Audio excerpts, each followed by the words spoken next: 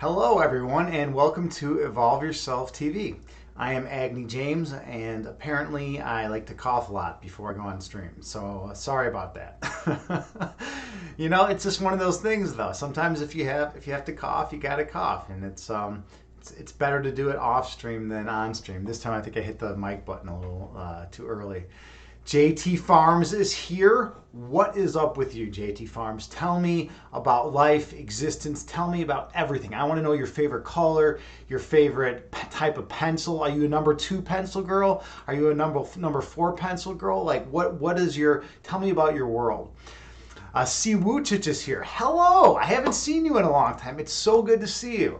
It's so good to see you.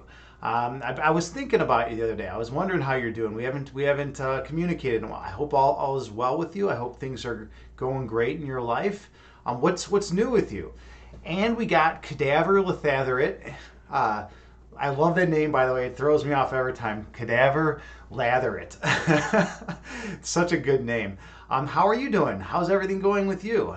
I hope existence is finding you well, and I hope you're finding existence well. Because, I mean, if we got to be here, right? We got to be in this place, on this world.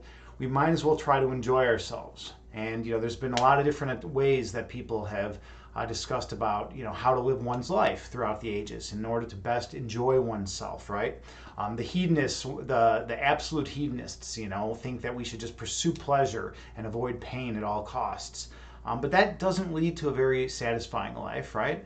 And then there's tons of other philosophies. Buddhists say we should detach ourselves, and that can help us relieve us from suffering. And there seems to be a little more wisdom in that. Taoists say it's all a contradiction, and we should look for balance as well. So that's kind of a cool way of thinking about it. Let's see. See Wuchichi said likewise, hanging in there. I always say that too. I always say hanging in there, but like what does that even mean? I mean, it means we're just like barely like hanging in there. We need to really be enjoying life. Why are we not filled with joy all the time, right? And that's kind of a cool starting point for the segue for this next transition in the channel, in the stream. I feel like we accept just like kind of like going through the motions of daily life. We accept that we got to get up, go to work, come home, do some cleaning, work out, maybe do a little reading, go on Twitch, go to bed, right? It's like, I don't know. It's like so many of our hours are eaten up in the day, and like we can find joy when we can, but just hanging in there, we gotta be more than hanging in there. We gotta do more. We gotta really tap in to that peace and love in our hearts. If we can do that, then we're going to be doing more than hanging in there. We're going to be feeling that love. We're going to be feeling that energy, feeling that vibration, and that's what I try to teach. I start out with myself, because it's one of the hardest things in the world to do is to maintain peace and love in your heart, especially when everyone around you is losing their head, right? To try to be calming and peaceful.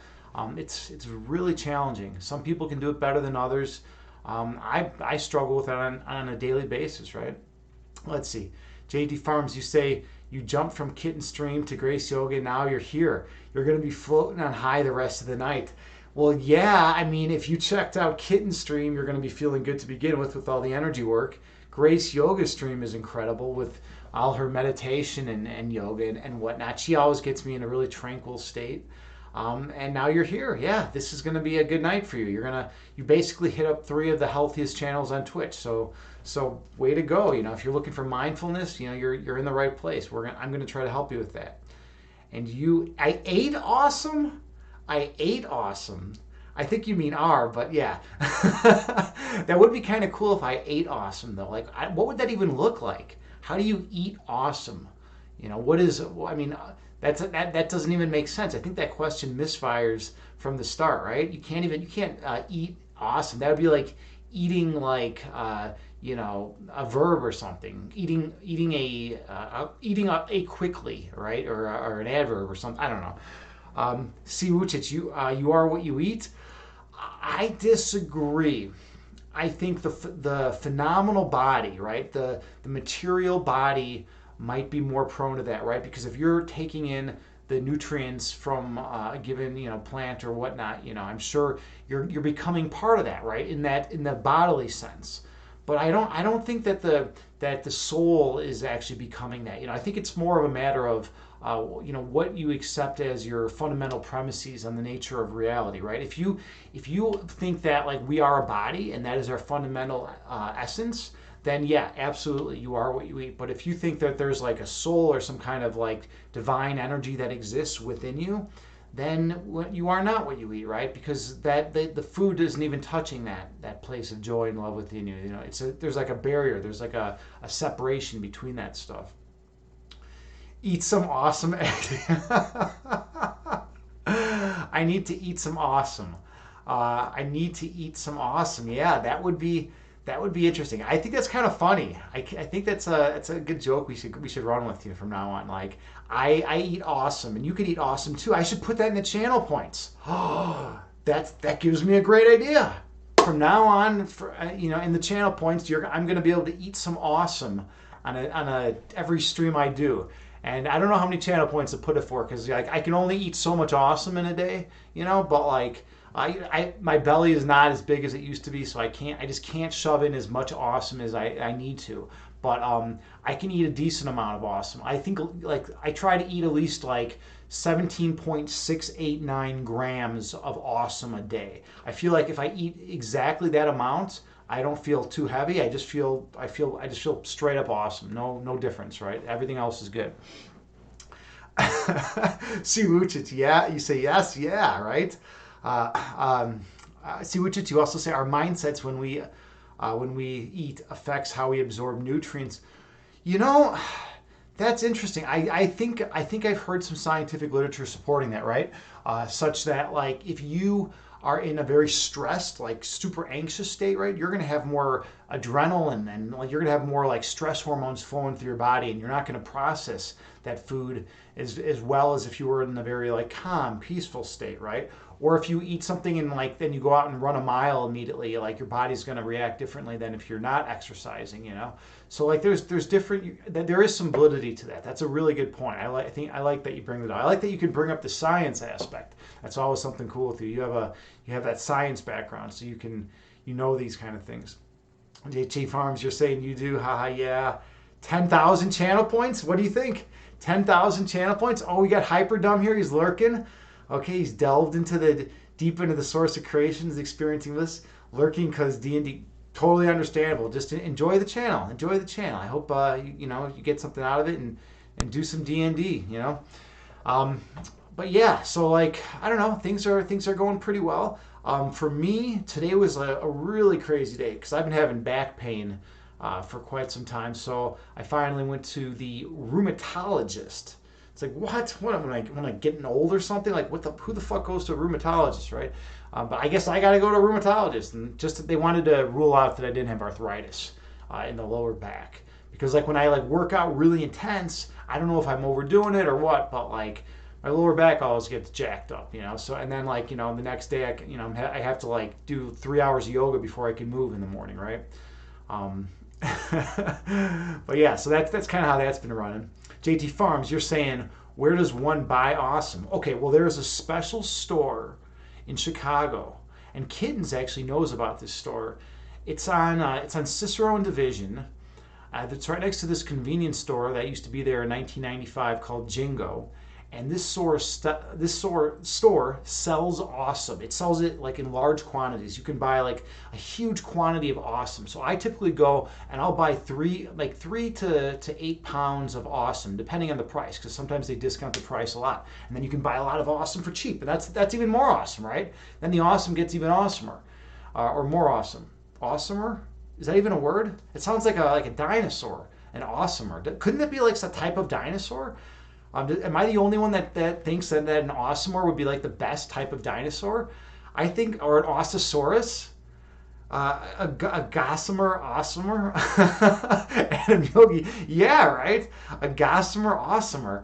I don't even. This is getting crazy. We've delved deep into the realm of the absurd. Albert Camus would be proud of us right now. We're going into the absurd. We're confronting it head on. All the French existentialists, in the early to mid 1900s would be loving what we're talking about right now. Yeah, the Gossamer Osmer. You love the absurd Siwuchich. Well, you know what? You love the absurd because you are a David Lynch fan. There you go. I've never met a David Lynch fan who does not love the absurd. David Lynch is a director, for those of you who are unfamiliar, who has made some of the who loves delving deep into the heart of absurdity, because that's part of the human condition. In fact, there are a lot of people, like some of the French existentialists like Sartre, um, Camus, and that crew, right? And they'll argue that like that's part of human nature. Is that contradiction, that absurdity, right? And that we shouldn't try to look at everything through strictly a logical framework, because then we're missing part of the human condition. And that's the whole point. We want to see humans as they actually are, not as they should be according to logical rules or whatnot. So that's kind of neat to think about. Adam Yogi, Lestranger, yeah, Lestranger. Yeah, Simone. I can never pronounce the name right, but it's Simone de Beauvoir. I was an analytic philosopher, so I never got any exposure to continental philosophers except through my own readings. But yeah, she was one of the pioneers of a lot of things, and feminism especially too. And she did a lot of great things. She's the author of Second Sex, for those of you who don't know. She was a wonderful, incredible person, and she pushed the realm of philosophy in a new direction, right? She pushed it because it was a little stagnant. In the early 1900s, you had the logical like positivists and their whole movement, right? And they wanted to make language super clear, and they wanted to make it such that things could only be interpreted in one way. They wanted to get rid of ambiguity. That was kind of their project, right? They didn't want any ambiguity in communication. They believed, communication should focus on just one way. But then you lose out on the metaphor. You lose out on figurative speech. You lose out on symbolism. You lose out on a lot of good stuff. But the trade-off is that everyone can understand exactly what everyone's saying. It's the equivalent of writing in a computer language, right? When you write in a computer language, when you program, you don't want ambiguity, right? And that's what they were pushing for, that with the human speech. And that's kind of an interesting thing to think about. She was Sartre's partner. Yeah, she was Sartre's partner. I think, and wrote anti-Sartre stuff like The Ethics of Ambiguity. Hope that's right. To the Google machine. Yeah. She was. I remember they were a couple. And she did write some stuff that pushed back on a lot of his writings, and I think that's kind of cool. I think it's kind of neat to explore that realm, right? To explore the notion of like a couple actually writing, writing pieces of work, pieces of art, you could say, in this sense, philosophy, that actually push back and argue against the other, right? That's kind of that means you must be really secure in your relationship, right? It's like you just completely demolished an argument of your spouse, and you're like, secure in your relationship with them. They're going to love you at the end of the day, and that's pretty awesome, right? That they could do that. Those French existentialists, they had some good stuff going. Yeah, wow. We've been all over the place today. This is good. So I don't know what else is new with everyone. Yeah, yeah, and that's the thing. I don't know if you know this, Adam Yogi, but all those French existentialists, they would hang out in coffee houses, and they would just sit and they would spend the whole day just hanging out in coffee houses, discussing philosophy, reading, drinking coffee, just enjoying themselves. They would congregate there and they would discuss all sorts of pertinent, salient philosophical issues of the time, right? And it was a really cool vibe. It was a cool. I don't want to say experiment, but it was kind of novel, because they would all congregate and just discuss philosophy, but it wasn't in a strictly academic setting. They were in these beautiful, French coffee houses. So it's kind of neat, right? Yeah. Totally cool. Imagine them sitting at breakfast over a French press and croissant. Yeah, I know, right? They're just sitting there and they're just, yeah, Sartre's like, oh, and, here's my ideas. And Beauvoir's like, yeah, but you're wrong because of X, Y, and Z, and I'm gonna, write a book to prove it, right now as well. So that probably made for a really good dialogue between the two, good dynamics. Imagine if you could just like be a fly on that wall, right? Just sit in and on a conversation between those two back in their prime when they were like super mentally sharp and they were with it and they were ripping apart new territory in the minefield of existence. I mean, they were moving things. They were movers and shakers. I mean, the analytic philosophers don't like to give them that much credit. You know, analytic philosophers want none of this ambiguity stuff. We don't want any figurative speech. We want to keep things, the logical positivists at least, I'm sorry. But analytic philosophers too, there's kind of like a hangover from the logical positivists into their field. But the continental philosophers, I mean, you go into continental philosophy, that's what you're going to be discussing all day. You're going to be discussing those philosophers. And for those of you who don't know, analytic philosophy is the philosophy that's done primarily in the USA and in England. And continental philosophy is the philosophy that's done in Europe and the rest of the world. So that's kind of the distinction. Continental philosophy is more in line with Eastern philosophy, I'd say, and it allows for contradiction. It allows for things to contradict. Like you could have two opposing ideas in your mind, and that's okay, according to a lot of thinkers in the continental camp. Analytic philosophers are going to say, no, if you have X and not X in your mind, then that's going to create cognitive dissonance, and that's not okay. That's going to create all sorts of psychoses and problems with us, and we need to. And the human condition is not about the contradiction. It's about consistency. It's about logic. It's about pureness of thought, and that's what they're gonna argue. They like analytic philosophers want to put everything in premise conclusion form, where you have a few premises stated, then you have inferences drawn from those premises with proofs, and then you have the conclusion, such that a sound argument is one which, if the premises are true and the argument is valid, such that all the inferences are valid, they make sense, they're logically entailed by the previous one, then the conclusion must be true. So that's kind of a cool thing. That's what analytic philosophers do. We like our proofs. We like that solid evidence, that logical proof. But I strayed from the analytic path, and that I delved into continental a little bit, but it was all on my own. Other than one undergraduate course I took along the way, but all the rest of it was just kind of me reading books and saying, you know what, this kind of stuff is interesting. I should explore this. I should explore this more. Let's see. JT Farms, you said that sounds like a beautiful way to be in a relationship. To push back but allow love to reign true. Yeah, right? Can you imagine trying to separate that? It's like your life's work is going in one direction, your lover's life work is going the other direction, and then they just come to a collision, right? They butt heads about that life work, but you're still able to love that person, and you're still able to be with them. You want to be with that person, even though your work is in complete contradiction to theirs. In some sense, it's not. A lot of they agreed over a lot of things, but there were certain aspects of their philosophies that did butt heads a little bit, like Adam Yogi was saying. So, yeah, this is cool. All right. Well, what else is going on? Echo chambers don't move things forward. It's just tic-tac-toe. Echo chambers don't move things forward. It's just tic-tac-toe. That's kind of interesting to think about. Yeah, you're right. I agree with you. Yeah, exactly. No, I think that's a cool way to put it, though. I've never heard it put that way. Echo chambers don't move things forward.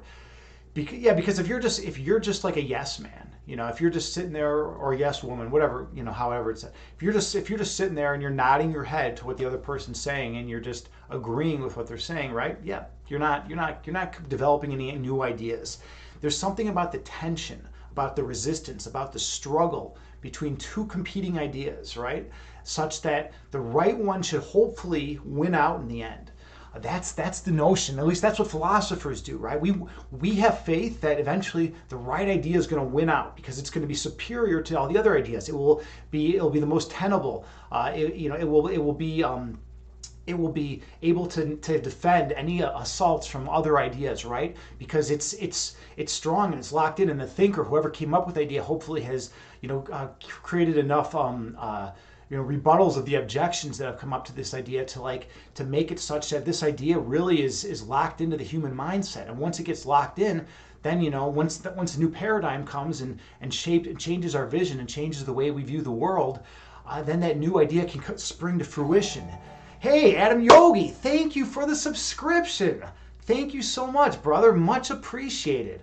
That's awesome. That is really awesome. All right, well, that I'm super, super grateful. Namaste for that. Awesome.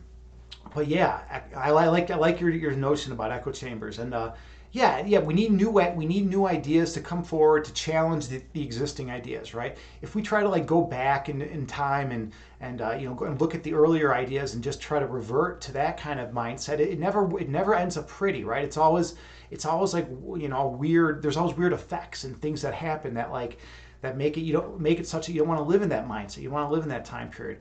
I'm a big chess player. I play professional chess. That's my thing. Like I'm a chess instructor. That's what I do for a living. That's my thing. And so chess is a game of ideas, right?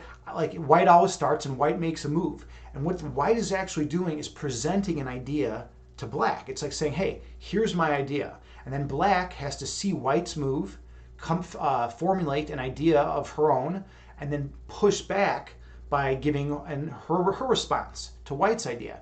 And then white has to respond with another idea to black's idea and give white's own idea in the same time. So chess moves the same way as like a philosophical argument where you have one person, making a point, then you have a counterpoint, counterpoint, right? And it just kind of it makes you have to refine your argument over and over and over, just like in a chess opening, right? You refine it over and over throughout the years until you know what is objectively the strongest opening. You know what opening is going to hold and is going to be the most solid. And the cool thing about that is then those chess openings are used and expanded upon by thousands, by tens of thousands of other people, right? And then you can go deeper into the variations.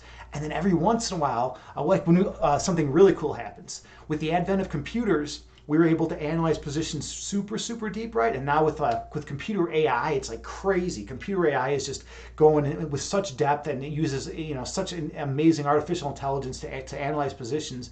So a lot of our old notions about chess have actually been proven wrong.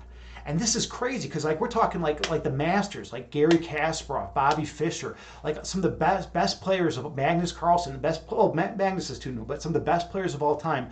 They didn't have the computers at their disposal. Kasparov did initially when he played Deep Blue, later on in his career, but early on he didn't have it. But what they found is that D4 for white is actually stronger than E4. E4 is moving the king's pawn 2 squares forward, right? And that was always considered best by test. All the serious chess players, would typically play E4 in their tournaments. Hey, Imbalanced Physique is now hosting my stream with one viewer. Thank you so much, brother. Anyone who has not checked out Imbalanced Physique, go check him out. He's a great streamer here in the fitness and health category on Twitch. The guy is incredible, just one of the nicest, most genuine people you'll meet. Check him out, give him a follow. In Balanced Physique, we're talking a lot of things right now. We're talking about philosophy, we're talking about spirituality. Just hop on in, man, hop on in. But yeah, we're talking about chess too. Anyways, so they've come to realize now with computers that D4, the opening that I actually play typically, is actually a stronger opening than E4. And so that's kind of cool, right? We didn't know this for all this time. All the best, the super grandmasters, the best players in the world were playing E4 every game. And now it's like okay, and people are starting to play D4 more, and they're looking at it, and they're looking at the lines, and you're getting to these very intense positional battles. And another cool thing that AI has taught us is that sacrificing material is perfectly fine and is much more okay than we think, as long as we can develop a positional advantage. The AI is telling us is that position on the board is more important than material. So you could be down a bishop, but if your position is stronger and you can lock out your opponent, then you're in better shape even. So that's pretty cool. So computer AI, Google's AlphaZero. First it conquered Go. It became the best Go player in the world, and it just did that by playing itself over and over, for like a couple days. And then it conquered chess and became the best chess player in the world just by playing itself over and over for I think like 9 hours It was like the best player in the world. It was better than any of the best grandmasters in the world. And then like a couple days later, it was better than the best chess engine that had been built up to that time. So that's pretty cool, right? You have like all these chess engines that are actually even processing information and processing the move orders, at a much higher rate. I think something like 100 billion calculations per second, right? And then Google's AI slips in AlphaZero and comes in and is calculating even at a much lower rate, like orders of magnitude lower, but it still is better because it's smarter AI. I always thought that was pretty cool, and it's basically telling us that positional advantages in chess are much more important than material. All right, that was super loquacious talk. I need to go back because I definitely missed stuff. Okay. Adam Yogi, you said, so it's nice to have someone to push back. I made it up earlier today, actually based on something that happened between some people I know. Interesting. Well, that's cool that you can talk poetically like that.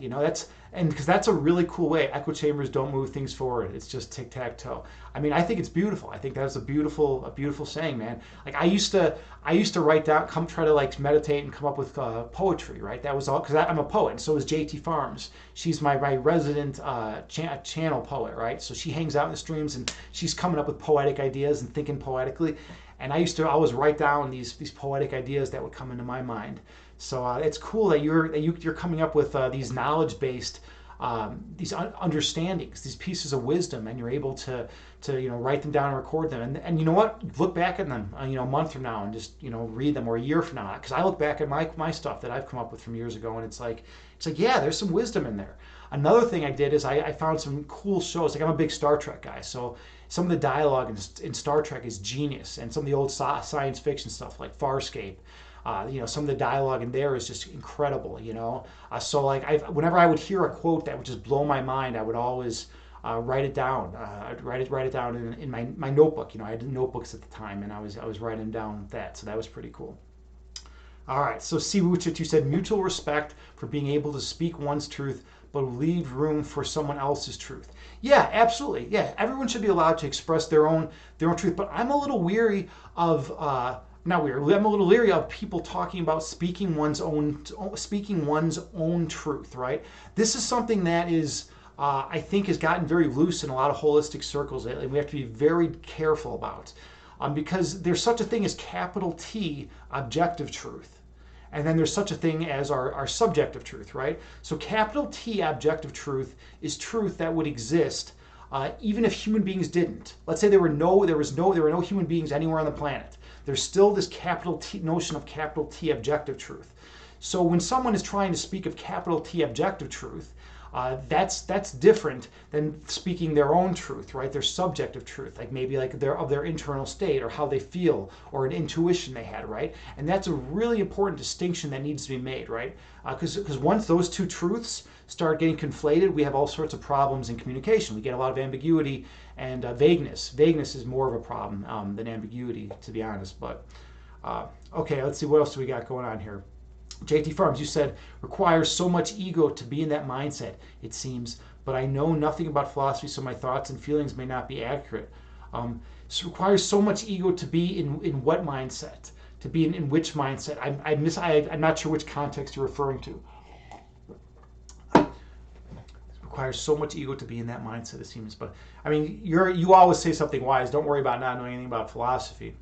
You know plenty about philosophy. You just don't know academic philosophy, and that's another big thing another big distinction that needs to be made. There's a big difference between being a philosopher and being an academic philosopher. An academic philosopher is one who's well versed and has read all the great classics. Has read Plato and Socrates, or read all Plato's writings about Socrates, and has read all the Being in Time and all the great works for the classics. From the French existentialists, prior to that to Descartes, Spinoza, all the 20th century analytic philosophers. We got Russell and that crew, and then the new guys. The philosophy of mind guys like Chalmers and all that crew, right? So like we have like this academic notion of philosophy, and then we also have like the street philosopher, right? There's people with so much wisdom that are just hanging out in the street in big cities, and they're philosophers because they've experienced so much. Some of these people have lived like have so much, and have really got to feel what it's like to be ingrained in these. Or just feel what it's like to be like to absorb all this information and then to give it back to the people that they encounter. So that's another important thing to keep in mind. Let's see, what else do we got going here? You'll share another one from my book of thoughts. Delta Airlines is the best philosopher of the current era. Help yourself before helping others. You know what? Help yourself before helping others. Absolutely, right? Because how can you, right? How can we help ourselves? How can we help others if we haven't helped ourselves, right? If we are in an emotional wreck, if we're in a very volatile emotional state, it's like, how are we going to find the love and compassion and patience to be able to sit with another human being and to be able to really hear what they have to say and to be able to feel their feelings and just kind of know where they're coming from, right? If we're stressed out, if terrible things are going on in our existences, then of course, we're not gonna be able to be as kind and loving and compassionate with those around us as we could if we're in a centered, peaceful state, right? A really important thing to note is that it's easy to be in a calm, peaceful state. It's easy to be nice to one another when you're in a calm, peaceful state, right? When you feel great, it's super easy just to say hi to people and be good and be calm and nice and pleasant, right? But if you're like in turmoil, if you're in a state of inner turmoil, trying to be nice to another being is so difficult, right? Whether it be like physical illness or mental illness, right? Or emotional distress, right? Whatever kind of or pain you're in, if you're in a lot of pain, it is so difficult to muster up the fortitude, the mental fortitude to be able to give love and joy to people around you, right? That's definitely an interesting thing to think about. See, Wuchit, you say, thank you for the clarification, Agni. Oh, well, yeah, absolutely. No problem. That's just an important distinction to make there. I go to a lot of, I've been to a lot of holistic gatherings because, I'm a meditation guy, right? Meditation guys go to holistic gatherings. You typically at the holistic gatherings, they don't talk as much about science, but their hearts are all in the right place, right? They're like, they feel it in their heart. They're able to tap into it. It's some of the best people I know. They're loving, kind, compassionate people, but they're not, very analytic and scientifically oriented, right? Which is fine. That's perfectly fine. But it's important to keep that scientific understanding in the picture as well. You want both. You want the left brain and the right brain thinking. You want the full brain being used. You don't want just one side, just the artistic side or just the analytical side, right? And I think that's how I think it is with life in a lot of ways, right? Whenever you combine two disciplines, whenever you combine things, a lot of times you get a lot of great benefits because you get the best of both worlds. Now the question is, can you make them compatible? Sometimes you can't always make two systems of thought that have competing beliefs compatible. Sometimes you can. There's moves you can make. The continental philosophers have a whole toolkit of moves that they make that can make contradictory ideas exist at the same time within a given mindset. Let's see. So that clarification. It's just an important distinction to note because I hear it in the holistic circles about your own truth, right? You got to be really careful. Like I would like it much more if people said your opinion or your what resonates with you, right? Because if you say what resonates with you, then people understand what you're saying. But when you start using the T word, the truth word, then it's like, okay, well, wait a minute. I'm gonna do scientific analysis. I'm gonna look through the process of induction through science, or on the other side of the coin, I'm gonna use a deductively valid argument and run through and look to make sure that it's a sound argument, and I'm gonna analyze it that way. And wait a minute, we're spitting out truth values that are either true or false, in the conclusion. That's the way we're judging for truth. So when people start talking about truth, you don't want to think about it in that sense, about their own personal truth. You want to think about it in the sense of what resonates with them, not what is like just objectively true apart from humanity. And then let's see, JT Farms, you say fighting each other on who is right and who is wrong. Oh, okay, I see what you're saying. Yeah. When it's to maintain to maintain like your sense of balance and calm, and to not let ego get in the way, is so difficult. Yeah, especially when it's someone you're strongly emotionally attached to, right?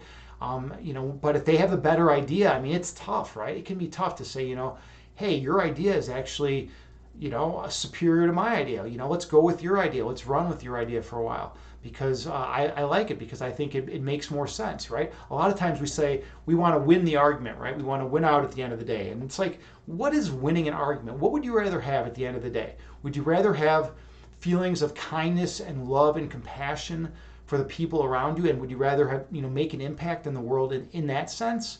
Or would you rather win? Like, what are you winning? What are you winning when you win an argument? You're not winning anything. You're just, I don't know. It's like some ego. It's like some weird ego device, that's like set like to like make you feel like you're actually gaining something, but you're not. You're not gaining anything.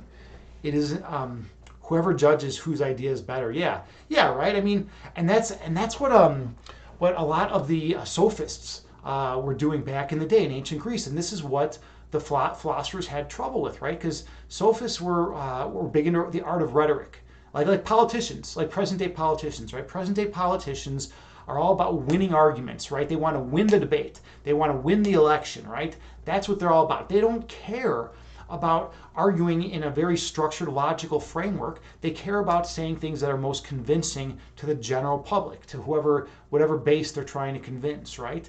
So when politicians argue, it's just rhetoric, it's sophistry. And so there has always been this. Philosophers are very anti-sophist. We don't like sophistry. And we want to follow the chain of reasoning such that we can point out any fallacies, right? Because you'll see it all the time. And you know what? A lot of people will say it's just on like one side or the other side of the camp, of one camp or the other camp. It's in both camps. There's sophistry being used in both camps by politicians, and they use it to try to win their arguments, to try to win the debate, and that's what's important to them. Let's see, what you're saying about winning is why I've been questioning if truth even actually matters. That's a very good question. Hold on for one second with that. I want to jump into that in 1 second, but I want to get to JT Farms' thing real quick first. Who judges whose idea is better? Is an endless human fight. The world in chaos. Yeah, right. And that kind of is, right? The world is in a very divisive mindset. And I know I'm not the only one saying this. Not everyone, but most people are saying this, that the world is getting more polarized, right? And I'm all about unification. Fuck polarization. Let's bring people together. Let's detach people from their ideas, because people have this problem where they start thinking that whatever ideas are in their head determines who they are.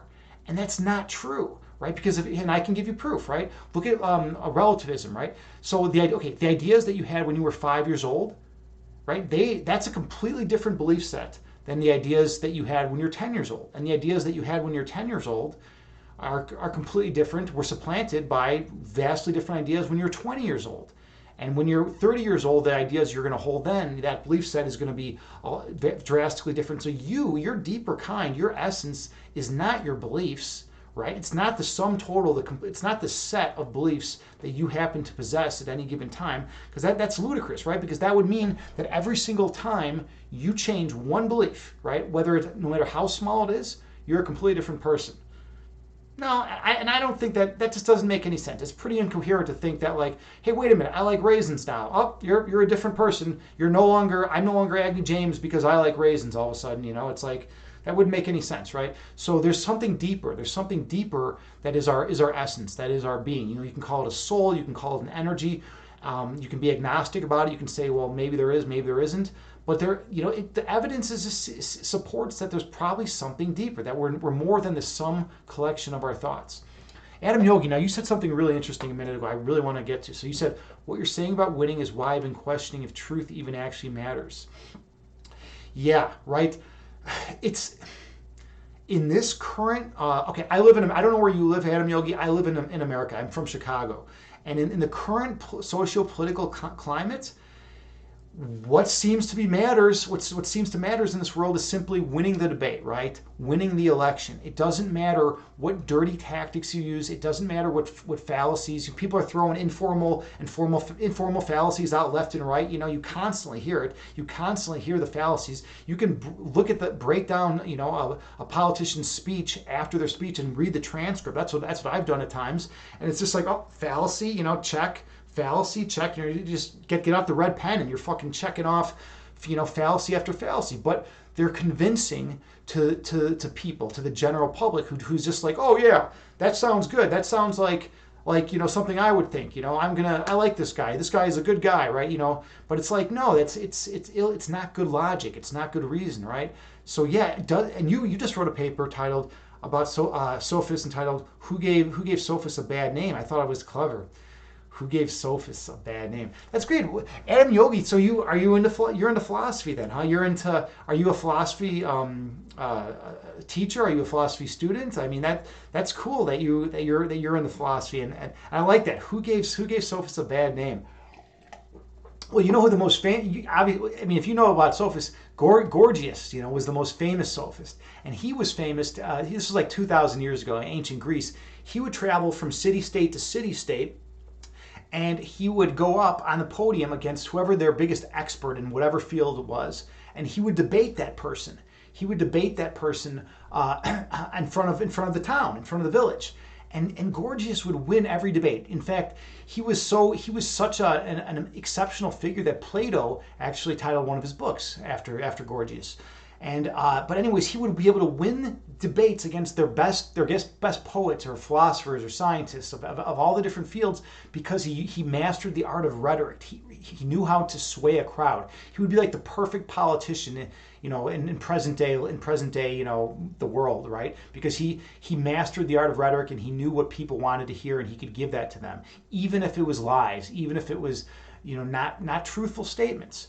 So getting back to your earlier questioning about, does truth even actually matter, or is it just about winning? I mean, okay, here philosophers like me personally, I say yes, truth matters more now than ever, because everything has gotten so spun from the media, and everything's gotten so whenever one side says X, the other side says not X. It's like, oh, there was this disaster here, and the other side says no, there wasn't. Or, oh, the vaccine, and the other side says no, the vaccine is not good. And one side says the vaccine is good. There's all these conspiracy theories out there. There's all this weird stuff. It's like there's been a complete epistemological nightmare that's gone on in the last like 5-10 years, in which people now just can say whatever. Whenever someone says a truth, something that actually is a fact, the other side can just say, no, that's not the case. And then it's really weird. Does truth even matter anymore? It matters to me, and I think there's fundamental value in truth. There is intrinsic value in capital T objective truth, and the pursuit of truth, for that matter. So if you're just spouting off bullshit, if you're a bullshitter, by the way, there's a whole philosophy called the philosophy of bullshit. I recommend everyone to check it out if you want. It's kind of interesting.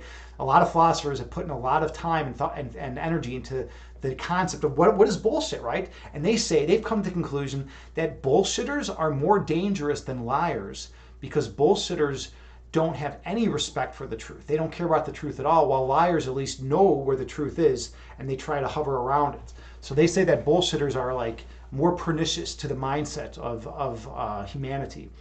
About Gorgias, Adam Yogi, awesome. And then he also said the paper was quite a while. Yeah, but that's still pretty cool. That's cool that you wrote that paper. I was trying to get lined up in this chair, and I feel like I never can do it right. It's weird. It bothers me a little bit. There we go. All right. Hyper dumb. You're saying fallacies are basically lawyer speak. Knowing how to speak in a way that will sound persuasive, tapping into mental shortcuts, because who listens to philosophers and logicians? It's true. But the funny thing is, man, philosophers like me, I'm an analytic philosopher, I'm throwing my hands up. I'm like, hey world, look, here's all the fallacies. Here's where it's all wrong. Look, the whole thing you just listened to was bullshit. This is not right. And then the world's saying, fucking philosopher, we don't care. We don't care, man. We want to vote for the guy who we want to drink a beer with. And we're like, no, there's inherent value in truth, man. We're trying to improve the world. We're trying to make a better city state. We're trying to improve the nation, right? We're trying to make people want to love one another and show more compassion for one another, right? That's what we're trying to do here. And people are like, no, it's about winning. It's about winning the debate. And we're just, it like crushes our hearts. Hyperdom, it does, man. It hurts. It literally hurts. And you're a poli-sci guy. You know how it is, right? If it hurts, though. It hurts the philosopher because we view truth as the highest good. The pursuit of truth, the pursuit of wisdom, the pursuit of understanding has so much intrinsic value in it to us that it's like we're shedding tears every time we turn on the nightly news and have to hear the debates. I mean, it's a sorry state of affairs, right? But that's just the nature of the game, right? People have this, some people have this really strong greed impulse and they want to try to win and get more and do whatever and win at all costs. And it's like, dude, if you're gonna use dirty, cheap tactics to win, then you know what? That stain is on you. You're selling your soul, for the machine. To what? To get more money? Think about it. At the end of the day, everyone wants happiness. That's all that people want. We just want to be happy. And no one knows really how to be happy. Everyone's always looking to try to find ways to be happy. And like I live in America, the American dream, and our marketing is spilled over into the rest of the world, is that the more money you have, the happier you are. So it's such that I guess if that's the case, Jeff Bezos and Elon Musk are two of the three wealthiest, or happiest people in the world. But that's not the case at all. I could argue that it's the Buddhist monks at the monastery down my street are way more happy and way more peaceful and satisfied, right? But anyways, people are always trying to find different ways to be happy. All right, so we look in the external world. Everyone's looking out there. They're saying, if I could just have more money, then I'd be happy. If I could just have that house, I'd be happy. If I could just have that car, then I'd be happy, right? People look to external things for their happiness, right? But that's not, they're looking in the wrong place. You gotta go in. You gotta go into that source of creation that exists within you.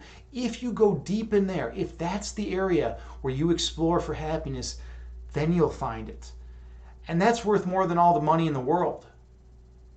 Finding that inner peace, finding that love, finding that joy, that's all that it's about. I mean, we can't quantify it. We can't say, oh, I have X amount of dollars in my bank account. But when you have that inner peace, you don't care what other people think about how much money you have in your bank account, right? Because you're in tune with who you are. Adam Yogi said, yeah, Gorgias is gorgeous. He is. Gorgias is gorgeous, right? So that's a funny thing to think about. I like that. And the Hyperdom, you say, but I like winning. Conspiracy theories are a conspiracy to mislead, misinform, and distract people from the real problems. I call it conspirinception. Yeah, and that's what they are. A lot of times they're deflections, right? They're ways to just move people. You don't want people going to the heart of the problem. What would happen to the marketing world? If people, all of a sudden everyone realized that they did not need to buy all this extra shit to be happy, that extra shit that they buy is usually not having any influence on their overall well-being. If people actually truly understood that concept, all of a sudden people wouldn't be going out and buying stuff. Amazon sales would be down. I mean, this would be a crazy place, right? It would be like people actually were just existing and enjoying life, right? So the marketers and advertisers want to push on us. They want to push on us all of the bullshit, if you have our product, then you will no longer have this problem, and then you can finally be happy. Or if you have this product, then you'll get laid more often, right?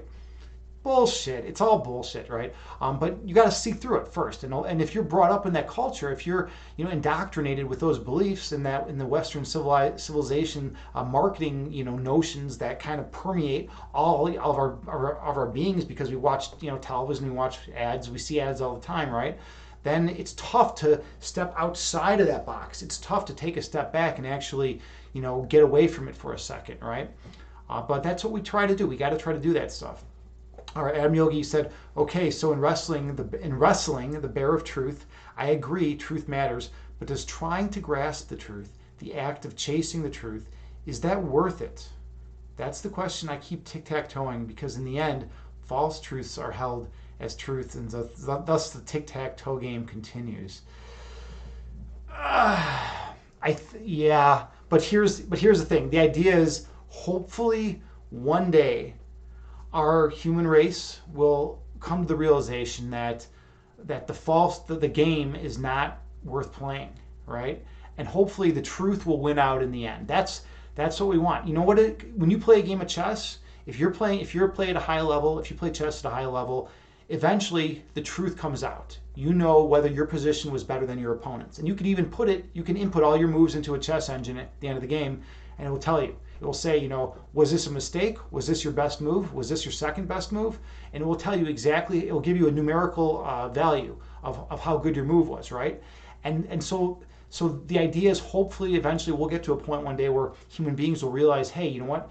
There are certain things that are more important than winning, like truth. And you know what? Once we find the true idea, then we're going to gravitate towards it. And we're going to go towards that, and we're going to try to expand on that idea, right? Okay. And then Hyperdummy said Elon Musk always looks hella mopey. Mope why? Yeah. Elon Musk is a weird dude. He's just a weird guy. I don't even try to understand the dude. I think he does sometimes kind of have fun. He's able to have some fun here, but he's also a very, very interesting fellow. I'd like to sit with him for a few minutes and talk philosophy. I wonder what his ideas on philosophy are. Is his mindset totally ingrained in the material world? Or is he really like delving into metaphysics? Is he concerned about the fundamental nature of reality? I wonder. I kind of get the feeling that Musk takes a more deterministic viewpoint of reality, such that he thinks that everything that was going to happen was determined at the time of the Big Bang or whatever first cause was. Right? That's what we say in philosophy. We say at the time of the first cause. And Siwuchit, you say, Agni. Yeah, that's my hope. Yeah, and that's the thing. Hopefully the truth will win out in the end. And this is also really important in my conception of free speech. Now, there's a lot of people out there, right, that are arguing right now, and typically in America, it's typically on the right and the right spectrum, right wing spectrum. They're saying, our freedom of speech is being infringed upon, right? Blah blah blah. I'm actually sympathetic with that. I think people should be allowed freedom of speech, even if it's abrasive. And the idea is freedom of speech is so fundamental to our being, to be able to express oneself. That is so fundamental that you got to just express yourself and hope that the good guys win out at the end. Hope that the better ideas are going to win out, even if it's by someone you don't like. I mean, I had a couple friends over the other day that were talking about a subject that I didn't really want to get into. It just didn't sound good, right? But you know what? It's like, and they were like, we know your views don't align with this. Do you want us to not talk about it? I was like, no, it's perfectly fine. I want you to have free speech. I want people to have free speech overall, unless it is going to obviously directly physically hurt someone, right? If someone's going to yell fire in a movie theater, it's obvious that that's not a good use of freedom of speech, and there should be legal repercussions. But people need to have a voice, and when you stifle speech, when you block off freedom of speech from people, then all of a sudden you're putting a noose around their neck and they can't talk. Right, so and there was a cool paper that was written in Harper's magazines by 100 academics. I think 90% of them were Democrats even, but they were more moderate Democrats, and they were saying that there's been less that freedom of speech is being infringed upon. And then it was kind of crazy what happened, because then when they wrote that paper, people were really jumped on them. They tried canceling them, and they were just writing for freedom of speech. And these are Democrat academics. So it's like we got to be a little bit careful, right? This is a crazy pivotal moment in our history. But don't let go of freedom of speech. Fight the good fight for what's right, but don't take away our ability to communicate, right?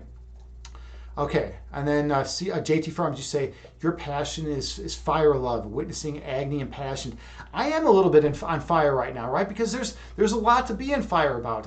The way they've divided us, the way they've made us, not being able to, communicate with people. I mean, one of my good friends, my good friend Stephanie and I were having a conversation a couple months ago. And we're from Chicago, which is a very, very democratic, leftist place to live, right? And in Chicago, one of my friends, her parents, who live in more rural Illinois, are Trump supporters. And she's a Democrat, but she lives in Chicago. And her friends were literally telling her that she should cut off, completely sever all relations with her parents. And why? Why should she sever all relationships with her parents? Because her parents voted for Trump. What the fuck?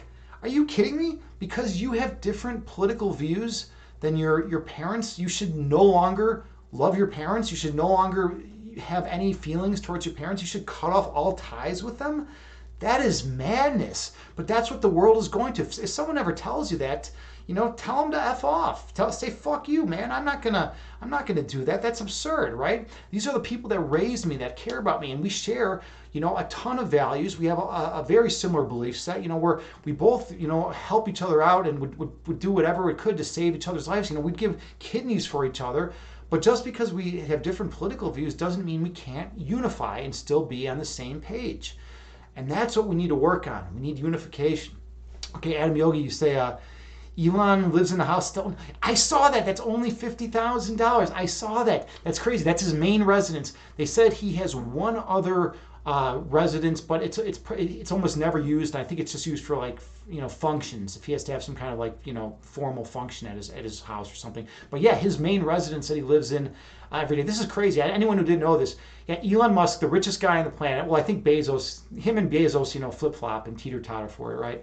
But Elon Musk, lives in a house that's $50,000 because I don't think he's super concerned about the lavish plush lifestyle. I think he's just more into doing his thing and creating his creations. And if you're as smart intellectually as Elon Musk, I mean, I would devote all my energies to that, right? Because that's where you can make a difference. Maybe we should start doing multi-planetary, escapades out there into the world and actually go out in there and experience, try to set up colonies in other life. Who knows? But you know what? At the end of the day, he made the money. He can do what he wants with it. So you said, Adam, so I guess that might mean he's not so materialistic. Yeah. I mean, you're right. Or at least that's the image that he's trying to give away. But I don't think he cares as much about images. A lot of the other, big rich dogs do, right? He's more of just, he's kind of like a prankster. He's kind of like a jokester, right? But he's also brilliant on top of that. But yeah, I do get the sense as well that he's more less about materialism and is more about just doing his own thing and creating, right? That's his thing. He wants to use his intellectual gifts that he's been given to create to the best of his ability, and I think that's totally on point. Okay, so that was a lot of talking. I got impassioned there. JT Farms was right. I got impassioned. When we talk about philosophy, it's kind of hard for me sometimes to restrain myself. So yes, JT Farms, those of you who don't know, is the resident channel shaman. She is our shaman, and she keeps the bad supernatural forces at bay. And she also reminds me to breathe, because every now and then it's, especially since I'm a meditation teacher, I mean, it would be kind of weird if I wasn't breathing myself, right? So these are all important things that we gotta think about. Yeah, I gotta breathe, right? So yeah, I know, Adam Yogi. She does a lot for this channel. She's actually one of the most dedicated people we have here on Evolve Yourself TV. She's always here, and she keeps the energy good. She's like the cleansing force of the channel, right? I'm out there bringing up all the wild, intense ideas, and she's surveying the energy, below the surface and seeing hey, are people here? Are they feeling enough love? Are they feeling enough compassion? What's the vibe like? Does Agni need to actually breathe a little bit, right? Because sometimes I forget to breathe, right? And that's kind of a thing, right? Breath is very important. I say it all the time. I'll be saying it in this meditation today. So, yeah, that's great. This has been an awesome conversation. Adam Yogi, thank you again for the subscription. That was awesome. And thank you again for the insightful comments. That's why I like you and Hyperdumb and JT Farms coming in here. When you guys are all in here, you guys and gals, it's it's incredible. The energy is great because it's pure from JT Farms, and then we get the more poetic beautiful lines, that are said from the poet J.T. Farms. And then Adam Yogi and Hyperdom's cracking me up all the time, and he's also poli-sci. He knows his poli-sci better than anyone else in here. So like, he's given me insightful comments and stuff, and he's a wise dude too. And it sounds like he's had a lot of life experience in some areas, from at least from what I get from him. And then Adam Yogi, you're like the philosopher, man. You've been thinking a lot. You write down your insights. You're a yogi. I mean, I'm a yogi too. I go to Bikram yoga 3 times a week. I do my morning vinyasas, every day. I do yin yoga. Yoga is my way of life. Yoga. If I had to identify myself with one group out there, it would be yogis, right? It would be a yogi. That's like who I feel most in tune with, because it's not. And a lot of people, there's like a mischaracterization of yoga. A lot of people believe that yoga is all about the movements. It's all about doing these crazy stretches with your legs over your head, and that unless you can do that, you're not a yogi. But that's not even what yoga is.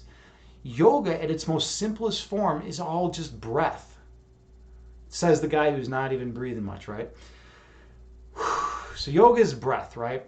At the most fundamental level, yoga means breath. So that's what a yogi is, and so that's what I identify myself with. If you had to have to choose one, I'm also a chess player, right? That's my thing. I'm a competitive chess player. I'm also big into heavy metal, which is kind of, some people would say, is contradictory to meditation, but I don't know this. Oh, here's something I wanted to share with you guys. This is kind of cool. Hold on. We needed. Oh, let's go back to the chat real quick before we get too distracted. Adam Yogi said, well, thanks, JT Farms. Yeah, for cleansing the energy. We needed a home and you provided it. Thanks. Oh, well, thank you, Adam Yogi. Adam Yogi, you're a metalhead? Dude, that is so awesome. I literally used, like, for the last 15 years, I'll go off into like the woods, like at night. I'll just like travel off into like a forest preserve, and I'll just put on headphones and I'll just sit on a log and I'll meditate to like intense metal. I'm big into avant-garde Norwegian metal, like bands, like old school bands, like Arcturus. I mean, they're still around, but they're not in their prime, like all Dimmu Borgir, all the like the old school metal, Immortal, those guys, they do something to my soul, and it makes me feel so like alive. But then I do it while I'm meditating, and it's crazy because you got these people screaming into your ears, right? But some of it's very melodic, of course, when they bring in the clean vocals. But then you have like the growls and the screaming, but you're out in nature and you're like, and you're feeling it. And then I like it because if I can keep my calm and my peace when I'm listening to heavy metal, if I can maintain a perfectly calm Zen mindset when I have the most screaming, blaring noise in my head, then I'm going to be able to do it easier in the external world. It's like practice for me, right? Because when you're out in the external world and you get a scratch on your new car, you're not going to react as strongly because you're going to be able to calm yourself, because it's like a Spartan training for the soul. Go out. I recommend that to anyone. Go listen to heavy metal and sit there and try to meditate and try to just not allow it to affect you at all. And it's a cool experience. It's kind of militaristic in that sense. It's very it's just very it's a challenge. It's such a tough challenge, but if you can do it and if you can be successful with it, then you can go off into the world and be at peace without, even though there are so many distractions in the world, right? And that's the goal, right? We want to be peaceful, loving creatures. We want to give compassion to people. And there's always going to be ego distractions. There's always going to be people saying you need more of this, you need more of that. There's going to be people judging you and criticizing you and yelling at you and attacking you, unjustly, right? And we need to be able to look at that person, look at that attacker, and say, I understand that you feel that I've done something wrong or that you're upset. I understand that, and I respect that, and I know what it's like to be upset and to feel unhappy and whatnot. But I still feel nothing but love for you, right? And I'm not talking about don't defend yourself. They're physically assaulting you, right? I'm talking about if they're verbally just criticizing you and attacking you in that way, right? You go with it. You try to be true to yourself. You try to be true to the nature of the universe, and you just go with it, and try not to allow other people's judgments to cloud your mind, to affect your overall being, right? And then you said, I've seen Meshuggah. Yes, I have seen Meshuggah. If I recall, this was a long time ago. They performed with one of my other favorite bands, Tool. I used to really love Tool back in the '90s. That was like I don't know if you know much about Tool, but they revolutionized the whole music scene because they came off real hard with Opiate and then Undertow, right? They were like, really like growling and intense with, especially with Opiate. But then with Undertow, they were still growling and rough, but they were also like much more gentle because Maynard James Keenan has that, very, very melodic voice. And then they kind of just evolved into this spiritual band that's like really profound and has some deep insights. And then Maynard just created, two other bands, Perfect Circle and Pussifer, and then went off and started making wine, in his wine vineyard. But anyways, I believe they toured with Meshuggah, and I saw them in Chicago at I think it was either the Aragon Ballroom or the Metro. I can't remember where, but it was years ago. And I think that's where I saw them. If not, it might have been Ozfest. I can't recall exactly, but I want to say they toured with Tool. You saw Tool at Ozfest. Yeah, Tool was at Ozfest in 1998. I was actually at that show.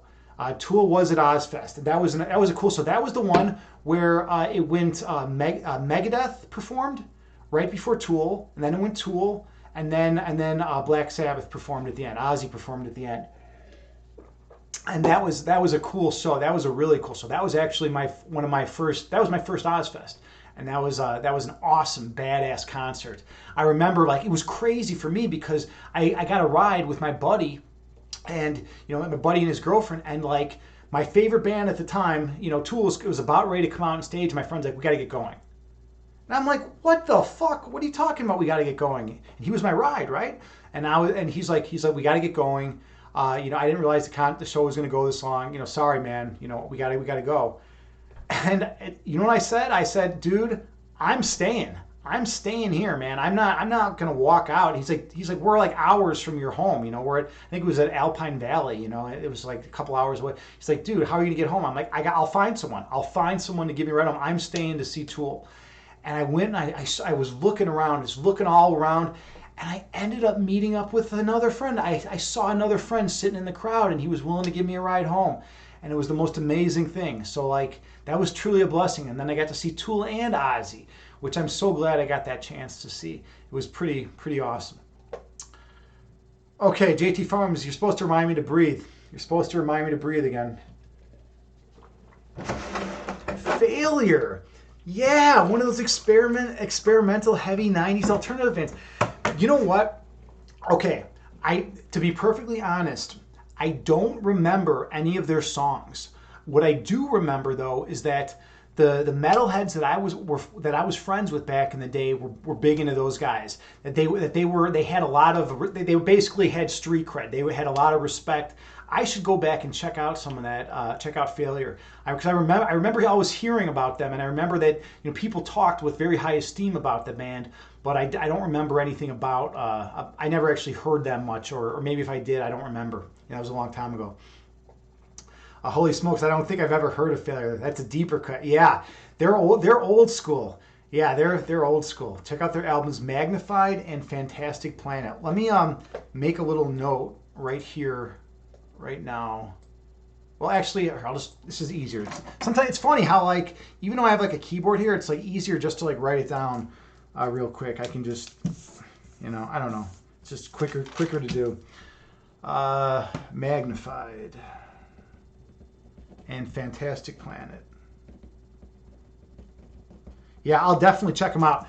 I love the '90s metal scene. I love what it turned into. And what really got me into it, then especially, was what happened in Norway.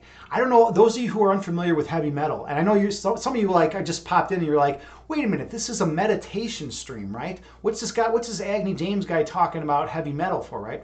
Because what I do is I go out in the woods and I'll listen to heavy metal, blaring in my ears as hard as possible, and I'll sit down on a log and I'll meditate. And the idea is, if I can be at perfect peace with metal blaring in my ears, then when I'm out in the world, I can show more love and compassion and not lose my cool when minor things happen to me, right? Because I have a tolerance built up. So that's why we're talking about metal. Yeah, yeah. Check out Magnified and Fantastic Play. Oh yeah, but anyways, Norwegian. So those of you who don't know about Norwegian metal, like something ridiculous, like something like 90% of metal bands are from Norway or something crazy. Like everyone in Norway is basically in a metal band or is in like five of them. That's like the origins of like the black metal scene. You know, it pumped out of Norway. And if you think about their culture, right, it's like it's very conducive to heavy metal, right? You know, like if you think about bands like Ulver, right, that just go out in the woods and they're talking about like the wolves and howling at the moon and like and all that stuff. And if you think about Arcturus and all the other phenomenal wonderful bands. Winds is one of my favorite bands. And it's he and Andy Winter, the creator of that band, it's amazing. He's a classically trained pianist, and so he created this band called Winds, and it's a heavy metal band, but they use clean vocals, and it's tons of keys and violin. And if you haven't heard of Winds, Winds, check them out. They're incredible. And there's another cool side story to Winds too. So I'm friends with Andy Winter on Facebook, right? And he's like the creator of this one of my favorite bands of all time, right? So it's like totally awesome. And one day he posted on there, I just got to this level in chess. I think he was like like a 1700 or something or a 1600 rated player. He's like, who's up for a game? And that's what I do for a living. I'm a chess instructor. So I was like, dude, Andy Winter, my favorite musician, man, how you doing? I'll play you. I'm a chess instructor. And he's like, let's play. So then I started playing chess with Andy Winter, my musical hero. Other than Trent Reznor, he's probably like my favorite musician, right? And we started playing chess over and over, and we played for years, and we still talk. And he said he's a chess addict. Like when he gets into something, he gets really into it. And he got so far into it that it was fucking up his music.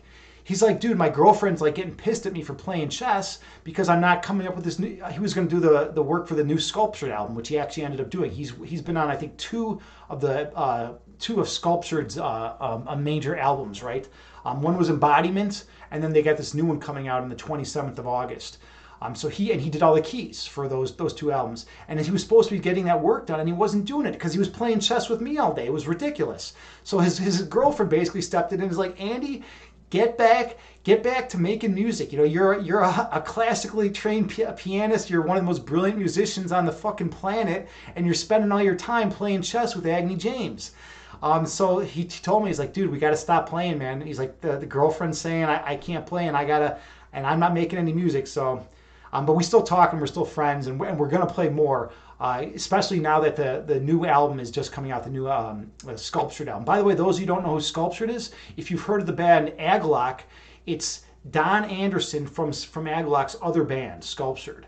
And they're like a really cool, unique band. Like Don Anderson would, when he was, and Walton, when they were talking about the differences between Aglock and Sculptured, they said if you can take Aglock and you can, I always do this with my hands. I never line them up perfectly. If you take Aglock and compress it into like a much shorter period of time, like a shorter duration of time for the notes, then you get Sculptured. It's like a time compressed version of that. Oh, look who's here! DJ Crushans, awesome. DJ Crushans, otherwise known as Imbalanced Physique. It's good to see you, and thanks again for that host and that raid earlier, man. Much appreciated, man. I hope you're here. We're talking heavy metal now, which is kind of intense for a meditation stream. Now I wonder how many meditation streams have actually discussed heavy metal in depth for a while. But we're kind of getting off topic. All right, let's go back and see what people are saying. We're saying, C. Wuchit, you said music is all about resonance. Ethnic connects back to what you were saying. Our ethic connects back to what you were seeing earlier.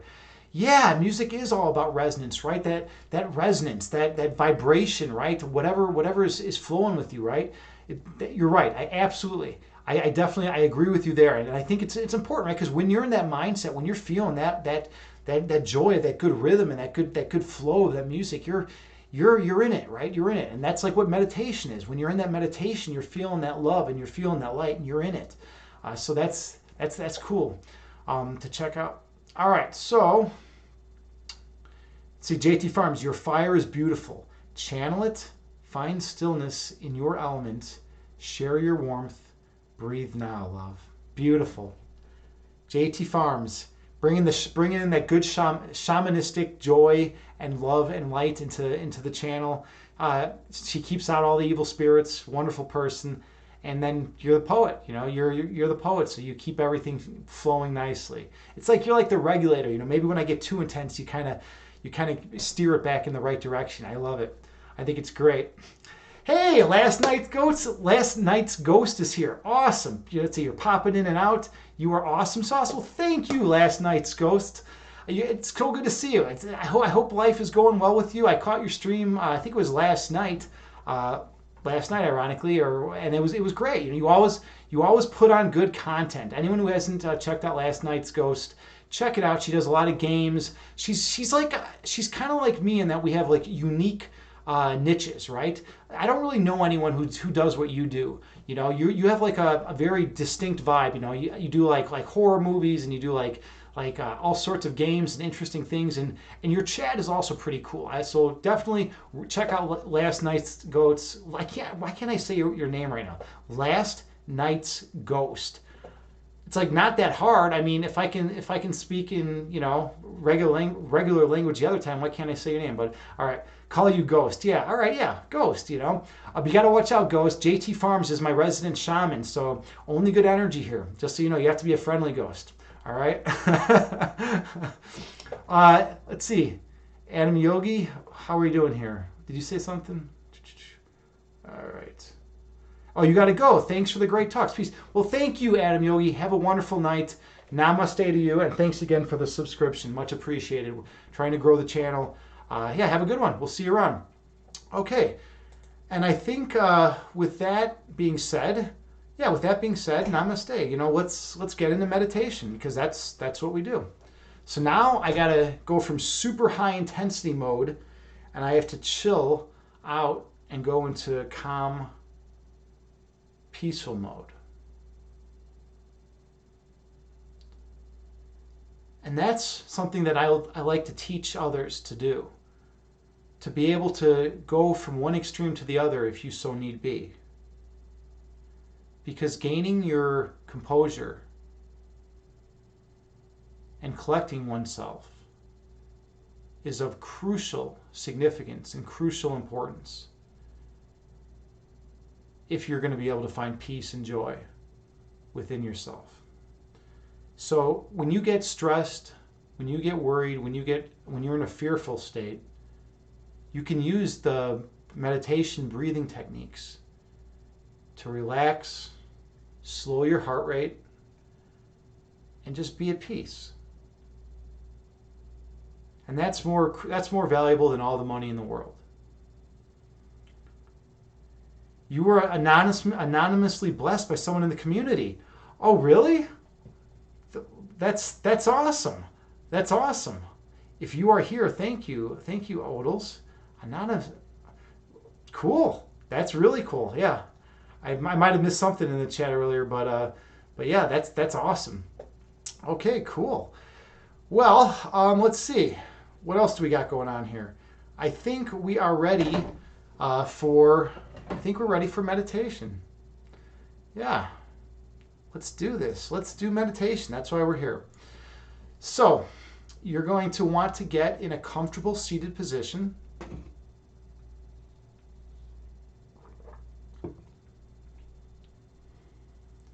You're going to want to sit in lotus pose.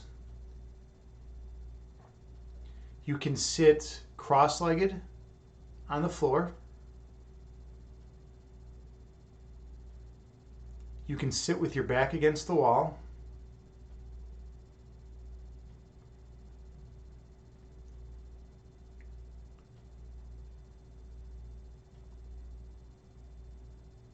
You can sit in a chair.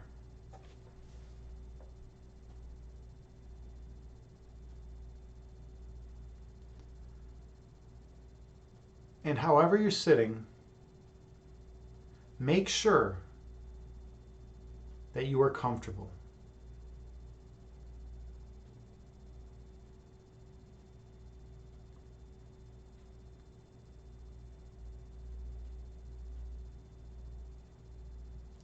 Sit with good posture.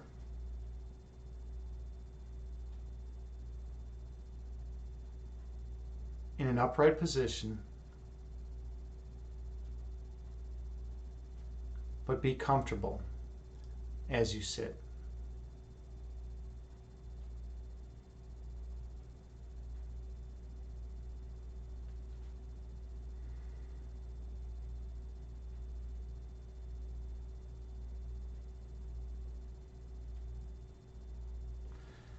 And close your eyes.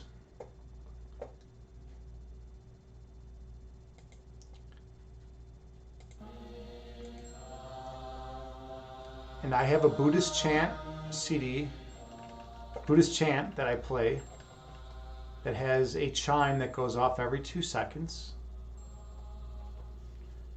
And you can use that to help regulate your breath count.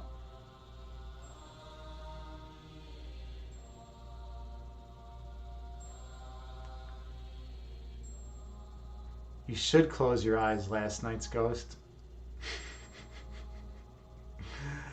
I don't typically deviate from the script, but I had to throw that in there. So you should be sitting in a comfortable position and close your eyes. Don't worry, only good energy here.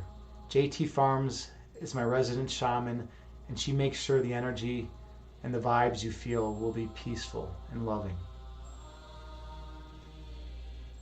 She handles all my supernatural concerns and the supernatural concerns of the guests in this channel.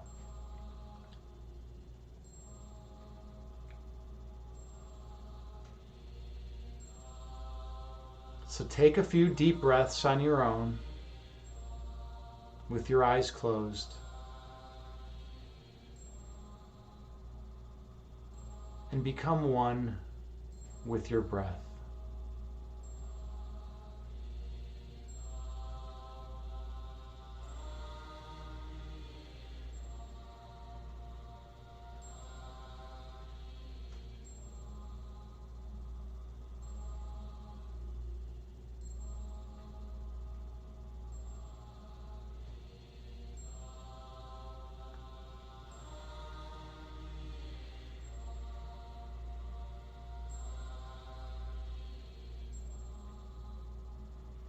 Inhale through your nose, gently raising your belly. And exhale through your mouth, gently lowering your belly. And breathe in through your nose, gently raising your abdomen. And breathe out through your mouth, gently lowering your abdomen. Throughout this meditation, stay focused on your breath count.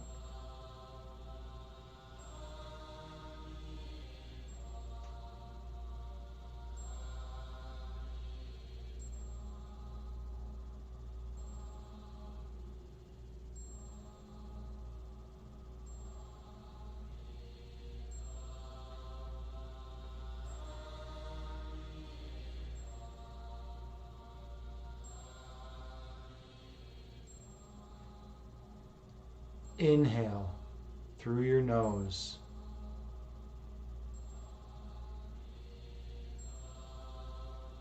And exhale through your mouth.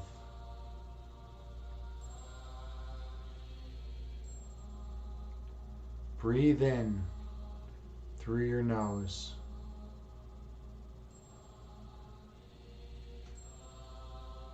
Breathe out through your mouth.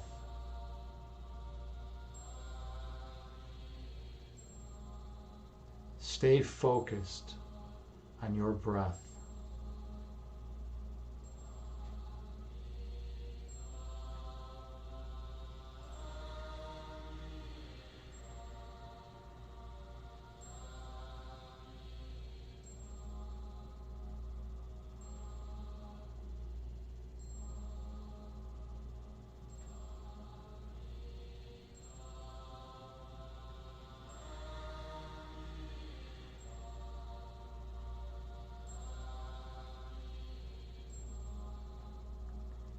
Inhale.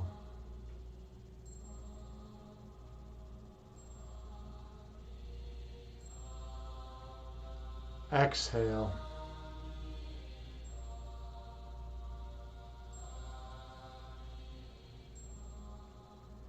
Breathe in.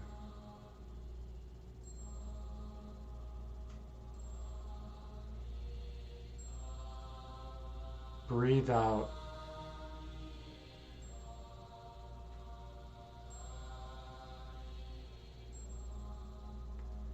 Be mindful of your breath.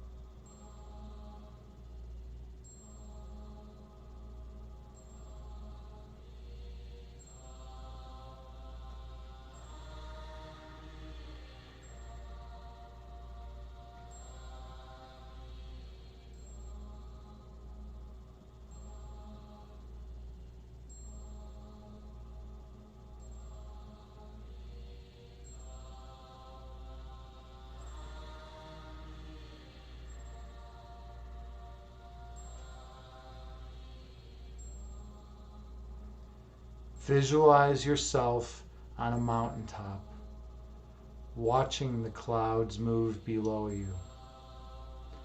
You watch as two clouds merge into one, and one cloud separates into two. These clouds dance in the sky, moving to and fro, disappearing over the horizon and reforming at the edge of the horizon. These clouds are like your thoughts. Your thoughts come into being, exist for a while, and then go out of being into the nothingness from which they spawned.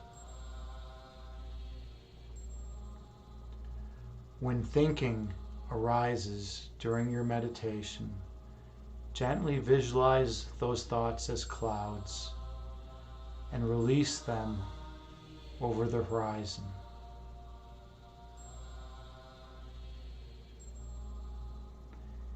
Inhale.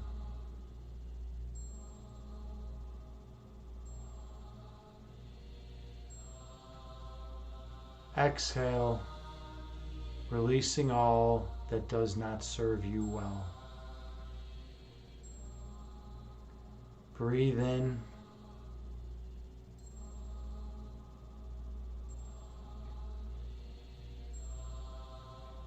Breathe out, releasing all that obscures your third eyesight.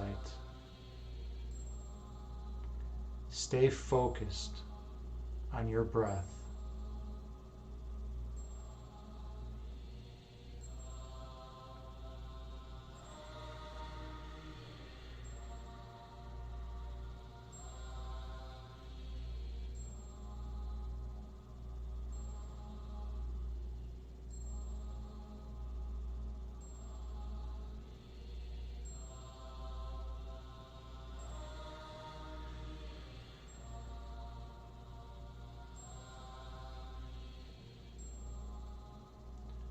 When thoughts arise in your mind, visualize them as clouds disappearing over the horizon and return your focus to your breath.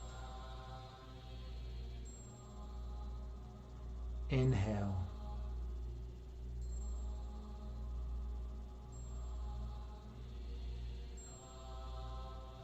Exhale.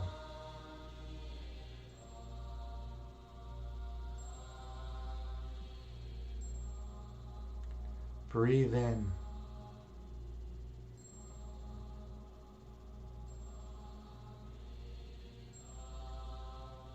Breathe out.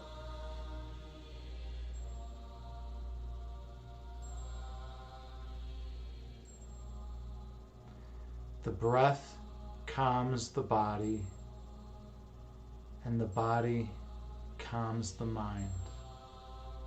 Stay focused on your breath.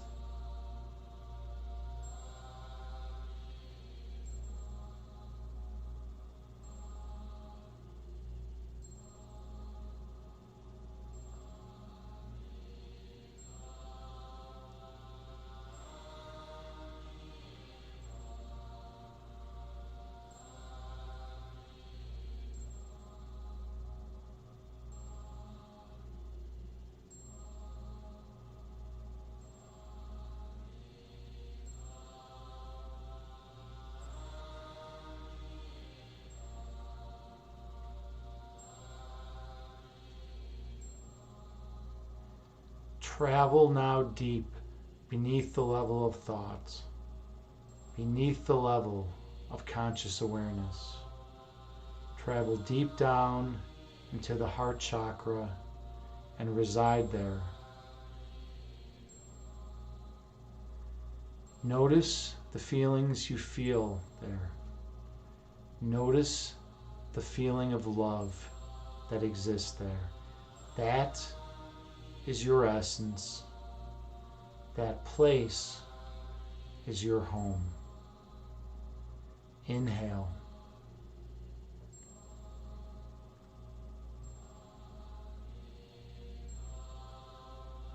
Exhale.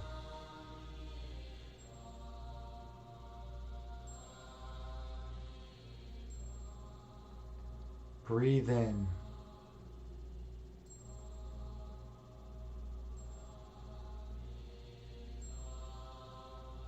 Breathe out.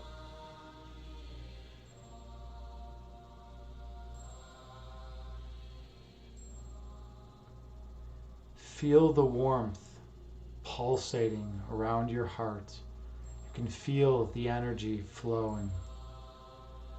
It lightens your day and brightens your mood and keeps you centered and grounded. That light and love is the love of all creation. We share that with the world. That is our true essence and our true nature. That love is our life. Inhale.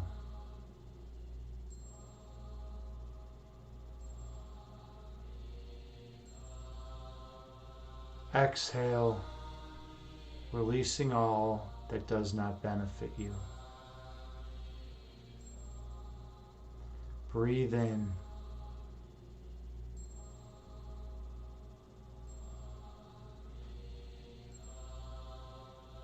Breathe out, releasing all that obscures your third eyesight. Your essence is love.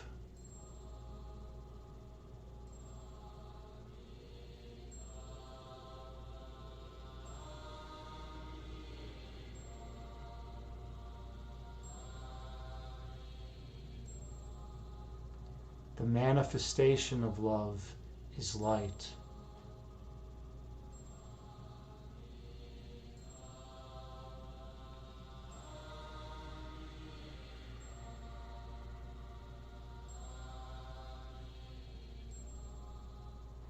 Your purpose is to share your light with others.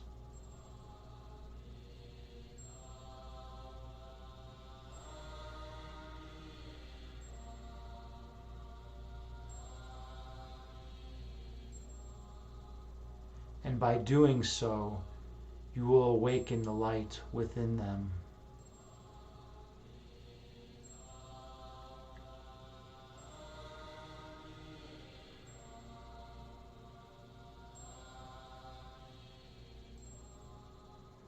They will then shine their light on all whom they encounter.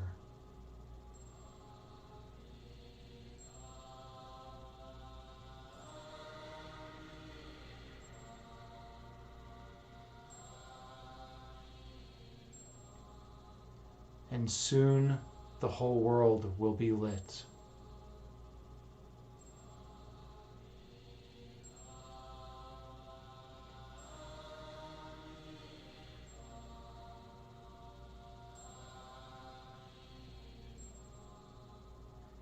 Inhale.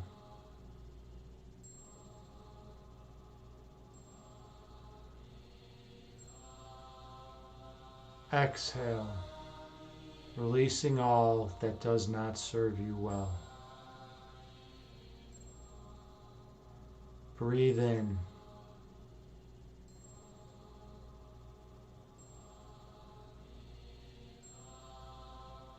Breathe out, releasing all that obscures your third eye sight.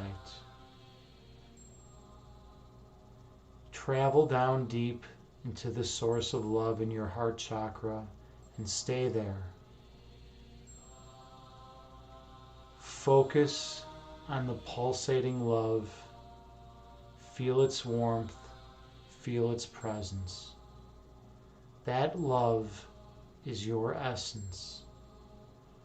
That love is at your foundational core. From that love, you can extend love to others, bypassing all ego. Because when you identify with your own love, you see only the love in others. You feel the oneness connecting you to everyone on this planet. And you can bypass the level of ego where people argue and have division and separation. You can bypass all of that and return to the place of love within both of you.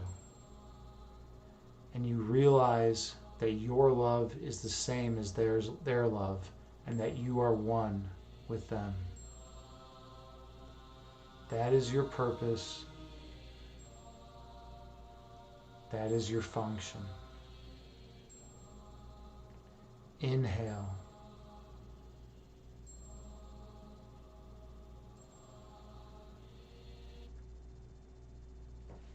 Exhale. Pardon me, I need to get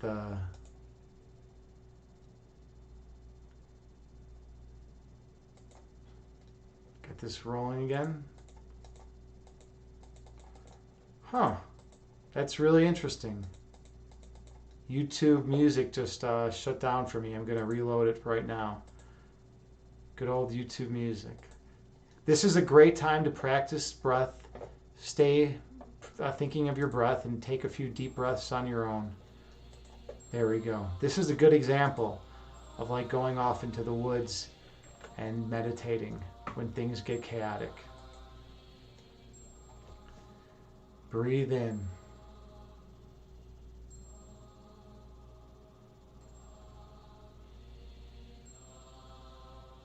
Breathe out, releasing all that does not serve you well.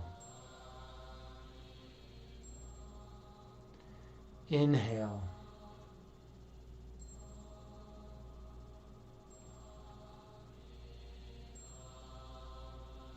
Exhale, releasing all that obscures your third eye vision. One might ask, what could obscure the perfect love and light through my third eye? The dark veil of the ego can do so.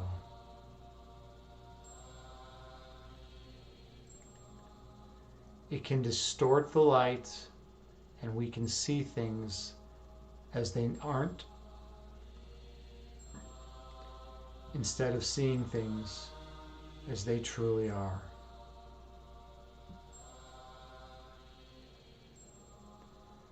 Examples of ego thoughts are jealous thoughts, fearful thoughts, anxious thoughts, planning thoughts, angry thoughts, spiteful thoughts, and hateful thoughts. Those we do not need, so we visualize those as clouds and let them go, watching as they disappear over the horizon. All those types of thoughts obscure our third eye sight. For when the glass is empty, we can be filled with light, but when the glass is full of ego, no more light can get in. The goal of this meditation is to release all ego thoughts, all thoughts that keep us bound to the spatio-temporal realm, and go back to the seat of oneness within. Inhale.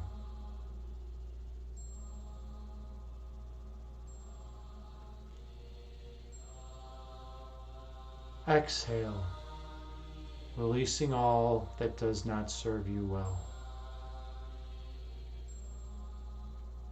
Breathe in, filling your vessel with love and light. Breathe out, releasing all ego thoughts that obstruct your third eye sight. When we come into contact with our brothers and sisters, we want to see them through our third eye vision. We want to see nothing but the love and light that exists within their heart. And we can do so as long as our hearts are pure and we see the love and light that exists within us. If we do so, we can connect with them in a state of pure oneness.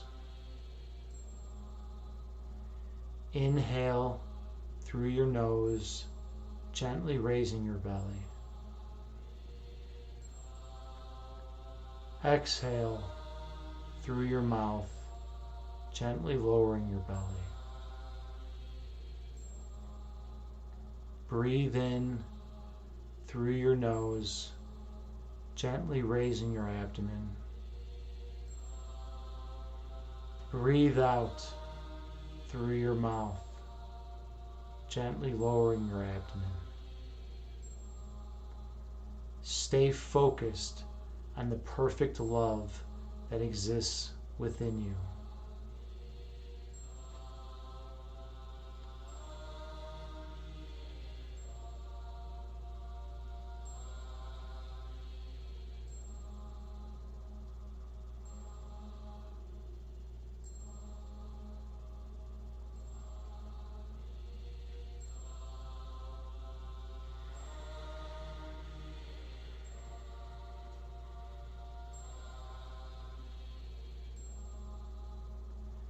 Feeling that love is nourishment for our perceptual lens, for it gets rid of the ego thoughts and allows us to see clearly, and allows us to resolve any tension that might have come throughout the day through ego disputes, and we can connect with the other in the source of pure oneness. So travel down deeper into that love. Find the source of all creation, where all pure love radiates from. The perfect point of essence, and focus on that perfect point. Let that be your reference point for love. And as long as you stay there with laser beam focus on that point, you will remain in perfect peace. Inhale.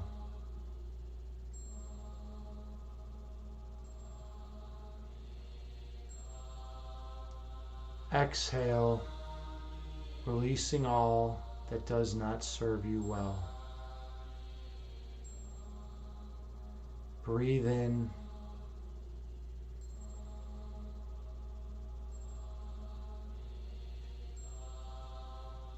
Breathe out, releasing all ego thoughts that distract your third eye vision. Stay focused on that point of perfect love at the source of creation within yourself. Don't allow your focus to move away from that point.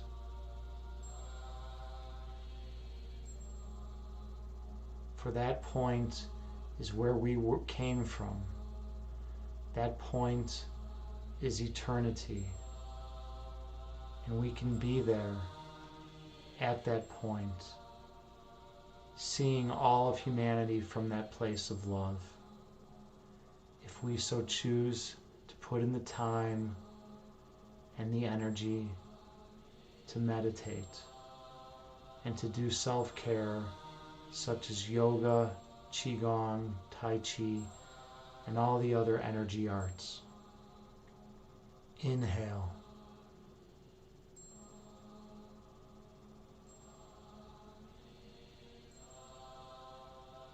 Exhale, releasing all stress and tension from your body. Breathe in, scanning your body for any residual ego thoughts.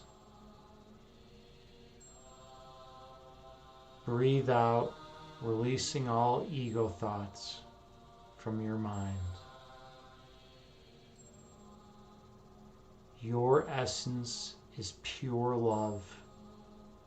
The manifestation of that essence is light, and your purpose is to shine onto those you encounter.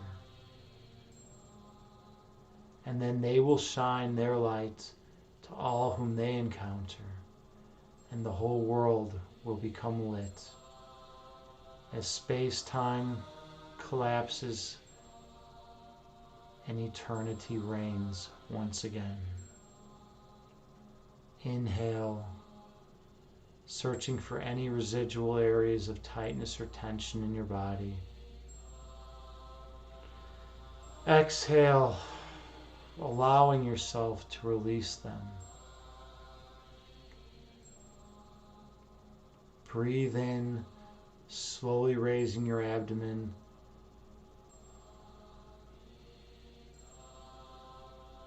Breathe out, releasing any ego that obscures your third eye vision. Breathe in, taking the deepest breath of the day.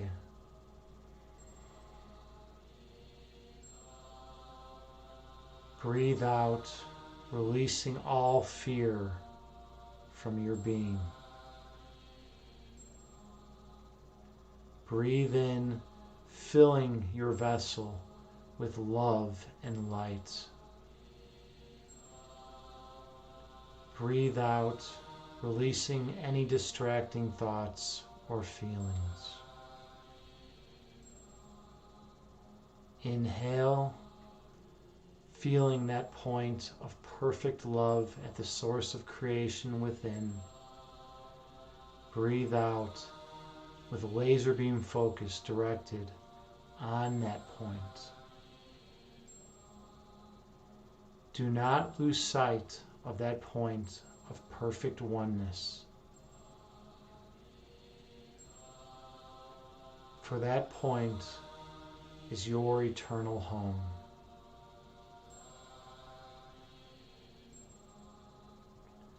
Whenever you get distracted in the phenomenal realm with thoughts about the past and thoughts about the future, with thoughts about what you should have done and shouldn't have done, and planning thoughts about what you should do. Whenever you get lost in the phenomenal realm with thoughts that are attacking or angry or hurt, you can return your focus to the perfect point of peace that resides within you. By doing so, you will reestablish your sanity. By feeling that perfect love, you will connect with others, and you will bypass all ego dynamics and go straight to the source of creation. And you will remember who you are. You will remember what you are. and you will remember how you came to be.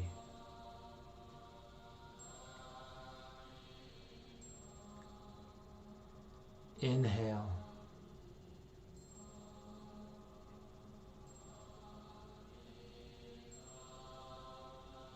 Exhale, releasing any residual stress and tension from your vessel. Breathe in, allowing the love and light to expand within your heart chakra. Breathe out, releasing any residual ego thoughts that may remain. Stay below the level of thought in the place of perfect oneness, where you shine radiantly throughout the universe. In that place of perfect oneness, you feel the most pure love that could only come from the source of creation.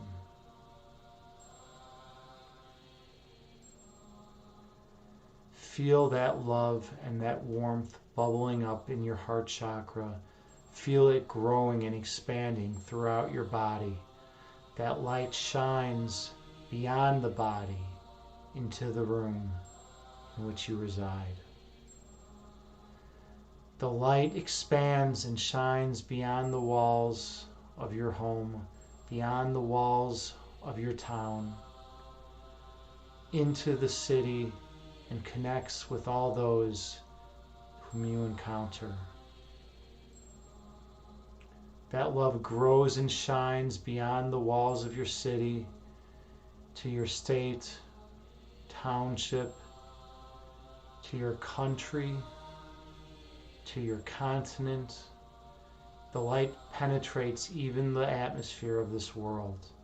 The light goes into the universe and expands and connects with all of creation. And you realize your oneness once again as this illusory spatial temporal dimension collapses. Focus on that perfect point of love. Focus on your light.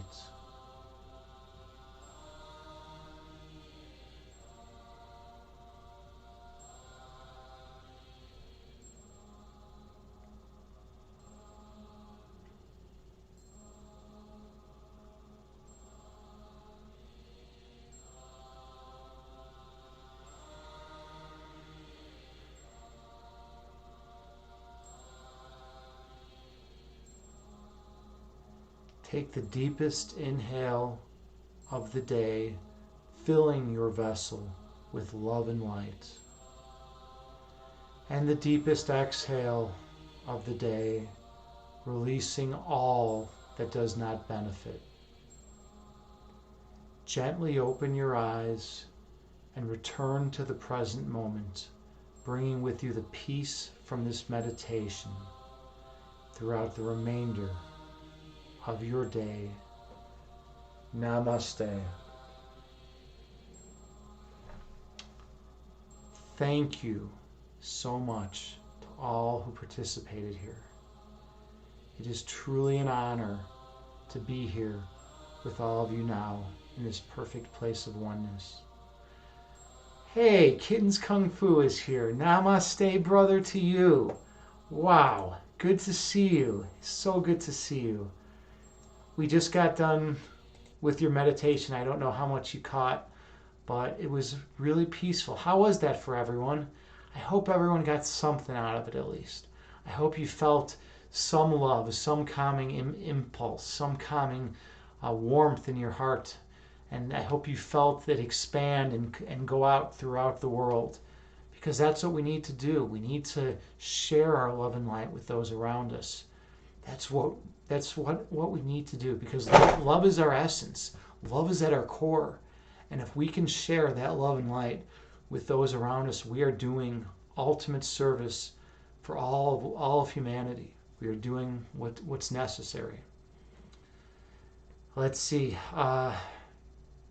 Oh, Kittens Kung Fu. Let me give you. I didn't do the proper shout out. Um, Anyone who has not seen Kittens Kung Fu stream is at a serious lack in life. Kittens Kung Fu stream is incredible. Check it out. He does martial arts. He does qigong. He does a lot of the internal energy arts. He's the nicest person that you're going to come into contact with on Twitch. He's just so incredible. He's so loving. He's so kind. And he's so genuine and real. He's just such a wonderful human being. He's also from Chicago, just like me. So we got to deal with the rough Chicago style people, huh? You got to deal with the Chicago style people. South side Polish, South side Irish. We like to fight. We like to be angry, right? That's the vibe of our city. Those of you who don't know Chicago, it's not the most peaceful place in the world. There's a lot of anger. There's a lot of hatred in this town. But we're making it better, one person at a time, kittens. We're making this place better by showing that you can be a strong, built, tough man, and you can still love. And that shows more about your manliness than anything, I think, to be able to do that. So thank you so much. And your cat, Mia, is the most beautiful cat. Well, I don't know. We'd have to put her side to side with Parmenides, and I'm a little it's hard for me to say that there's another cat that's more beautiful than my cat. Sorry, Keith. I gotta stick with Parmenides. I gotta take her back on this one. But I'm sure you'd say the same thing about Mia. So we're all good in that sense. Yeah. So we had a good group here today. Yeah, DJ Krishans. Yeah, kittens, you're amazing. He is an amazing human being, isn't he? He totally is. He's just such a wonderful, nice dude. And Siwuchit, you got some stuff out of it. Wonderful. I'm glad you enjoyed the meditation. I'm so happy that you were here today. It really means a lot that you show up and that you're here and that you care about improving yourself. You're a big meditator.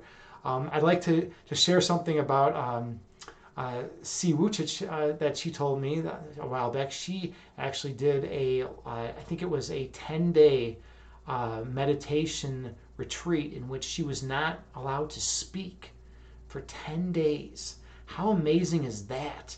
She did this retreat and she was able to be with these people, and they just meditated and ate great healthy vegetarian food, and it was just an amazing experience, she told me. So like definitely, give her respect. She's a meditation queen, and same with Danny John. She did the same thing. She also was able to experience this 10-day retreat, and my friend Casey experienced it. There's these 10-day meditation retreats that they have out here in Illinois, where I live, outside of Chicago. They're awesome. If you have 10 days that you can get off work, I know it's asking a lot, but definitely worth it. Let's see, Kittens Kung Fu. Parmenides and Mia are amazing in their own unique ways. Yeah, that's a good way of putting it. You're right, because they are. We don't need to put them in a beauty pageant here. We're not playing like which cat is most beautiful. We don't need to get like competitive over our cats. That's a little too much for even me. It's kind of ridiculous. I kind of like the absurdity. Maybe we should have, dude, kittens. Maybe we should have a beauty pageant for cats. We could get JT Farms to get her cat up there. I'll get Parmenides. You get Mia, and there's a lot of other cats out there. We could have a cat beauty pageant. That would be the most absurd thing I can think of in existence. It might be funny though. It might be funny. It might be worth it. So yeah, definitely something to think about. That's along the lines of what you had in mind. Yeah, think about that, right? We just have like squares on the screens of all the cats on video feed, right? And then people just, I don't know, like vote off certain cats or vote for certain cats, and then the top 3 contestants, go to some final round, and we can have some kind of cat stream. And yeah, it would. I mean, the logistics of it could be complicated, especially for those who aren't streamers and aren't really good with technology and whatnot, to be able to get the video feed of their cat. But maybe, I'm sure we could figure it out. That would be so weird. That would be fun. It would be like a nice Twitch experience to do something like that. That would be kind of cool. Let's see, imbalanced physique. You like that idea? Yeah. I mean, by the way, imbalanced. Do you have a cat? I don't know. I don't know if I've seen a cat on your stream. I forget. I forget if you have a cat or not. Um, but yeah, that's something. If so, your cat can be in the competition. Kittens, you say Kit Kat is awesome. Yeah, JT Farms has Kit Kat. By the way, that's the coolest name for a cat. Kit Kat, I love it. I absolutely love the name for the cat. I had never heard that before. And Kit Kat is no joke. Kit Kat is a serious, serious cat. Like I would not want to find Kit Kat in a back alley. I'd be pretty concerned if I saw Kit Kat walking back there. She could take a few swipes at me, and I don't know. I'd be in trouble. I'd be in serious trouble. You have a dog. Okay. Well, maybe we could do one for all pets. I don't know. We'll figure it out. But then if we did one for all pets, JT Farms would definitely want to have her fish on there. And that's going to be, I mean, fish are just these elegant looking, beautiful creatures. I mean, I don't know. I don't know how if people would vote for the fish over the cats or vote for the dogs over the cats. Like, how would that work? I mean, do people like dogs more, cats more, or fish more? I mean, JT Farms is a big fish enthusiast, and she has like some of the most beautiful fish I've seen. So maybe it's just each has their own, right? JT Farms, you say you're a lazy cat namer. LL, she's rough around the edges. Yeah, she's a rough cat. She's rough and tumble, right? She's not Kit Kat's not gonna put up with no shit. She's gonna call you out too, right? If you're doing something she doesn't like, she's gonna express herself, right? And she's also a smooth loving cat though at times too. That's why I like cats. They have so much personality, you know. They're not one dimensional. They're rounded, you know. They're coming across one dimensional. Wait, one dimensional is a point, not two dimensional is what I meant.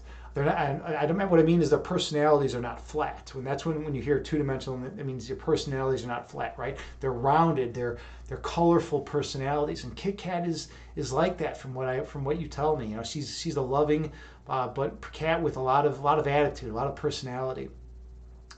Uh, let's see, JT Farms, you say my fish will win wisdom category.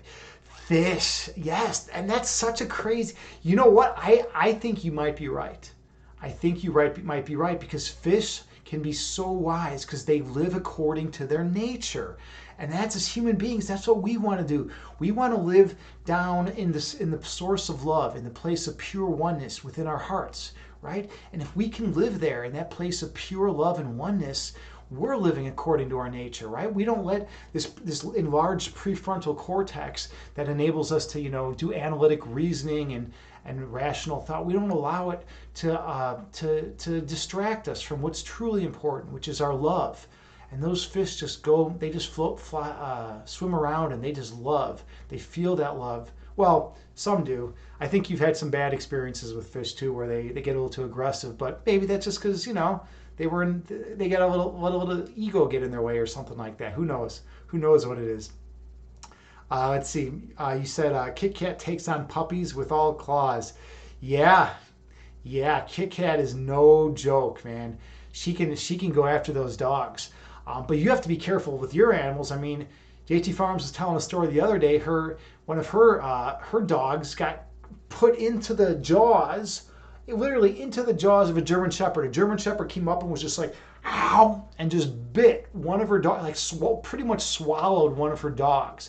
And JT Farms, as brave as she is, because she's a shaman, she dug her hands deep into the jaws of that German Shepherd and saved her dog. She saved her pet. Imagine how brave that is, just to go down deep in there into the jaws of a big German Shepherd and save your dog's life. That is awesome, and that's something I'll always remember and always respect. So yeah, you got to be a little careful with animals. You never know what's going to happen when two animals interact, right? I mean, they're trained from their primal instincts, right? They have those primal instincts, and they don't have rational thought to kind of keep them from doing that stuff. But at the same time, they're not held accountable, right? When a lion kills a gazelle, you're not like sending the lion to lion jail, right? You're not saying, all right, lion, you killed a gazelle, too bad, now you're gonna have to get locked up behind bars. Well, actually, we do kind of lock up our animals behind bars in zoos, which is kind of sad to think about. But on a positive note, at least human beings get to see some of the most magnificent creatures in the world, and you get to like take your kids to see them, even though the animals are behind bars. But such is life, right? Let's see. Uh, LOL, one can learn so much from animals. Pure poetry, witnessing just being. Yeah, you're so right, JT Farms. Yeah, when you're witnessing that just being in animals, when you're witnessing that love and light, it's like they're just being living according to their nature. They're living in that state of pure being, in that state of pure essence, that oneness. And it is. You can learn so much from animals. It's just especially from all different animals, right? Even a mosquito, something is that we have so many negative connotations from, associated with, like such as a mosquito, right? We can learn from just any animal, right? There's always You can learn from any situation if you're open to it and if you're receptive to it. That's the main thing. A lot of times people close their minds. They don't want to be receptive to new information because it might change the way they perceive reality, and that's scary, right? People typically don't want to change their foundational beliefs. They don't want to change. They don't want to question their beliefs, because then all the beliefs that spring from those beliefs and that arise from those beliefs also must be questioned. It's like if you change if you pump something different into the roots of your tree, then all the branches are going to get different nutrients, and you're going to have to, prune things differently and readjust your tree in a different way. That's like the metaphor I'm using for your all your belief set, right? So people don't like to typically question their beliefs, but sometimes you got to question, and sometimes you got to, if there's any weeds, down there that are sucking the nutrients away from your tree's roots, you got to dig those weeds out. You yank them out. You just get rid of them, and you just keep it pure soil. Keep those nutrients flowing, pumping into that tree as good as you can, right? Let's see, JT Farms, you said you believe every pet parent would do everything in their power to save their animals. And yeah, I agree. I mean, well, maybe not everyone, but I think most would, right? A lot, unless fear overtook them, right? Fear can overtake people. But yeah, if you have an animal that you really connect with, I mean, you're gonna do what you can to save it, right? If Parmenides got in the jaw of a German Shepherd, I would be going primal animalistic mode. I would be doing whatever it took to save her life, because I care. She's my family. Parmenides is my family, and I care about my family so much. And I would fight to the bitter end to save my cat, from the jaws of a German Shepherd, if need be, right? And you would too, JT Farms, and I love that. See, Hyperdumb, you said, imagine if we were behind the bars and the animals got to walk around. Well, Hyperdumb, you actually bring a really good point, and something that I thought a lot about. There's a Nine Inch Nails song. I'm big into Nine Inch Nails. That's Trent Reznor's the artist that I respect most of any musician in the world. I think his work ethic is incredible. He's consistently pumped out amazing music since 1989.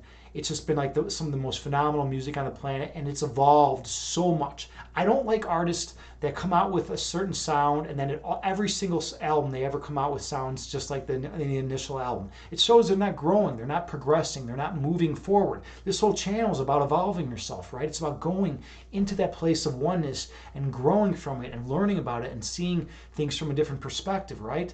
But there's some artists that are just like one-hit wonders, right? And that's it. That's all they got. Then they just go around and eat a bag of Fritos on the couch all day, right?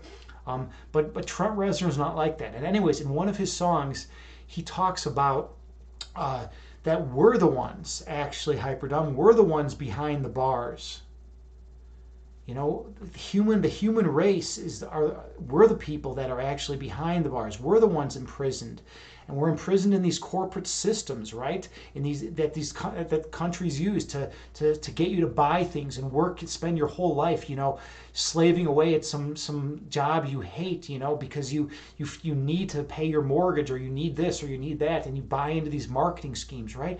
Trent says that we're these people, and he uses this beautiful imagery to illustrate that point, and he's not the only one, but he just does it in one of my songs, and I think it's or one of my favorite songs of his, and I think it's really cool that he expresses it that way.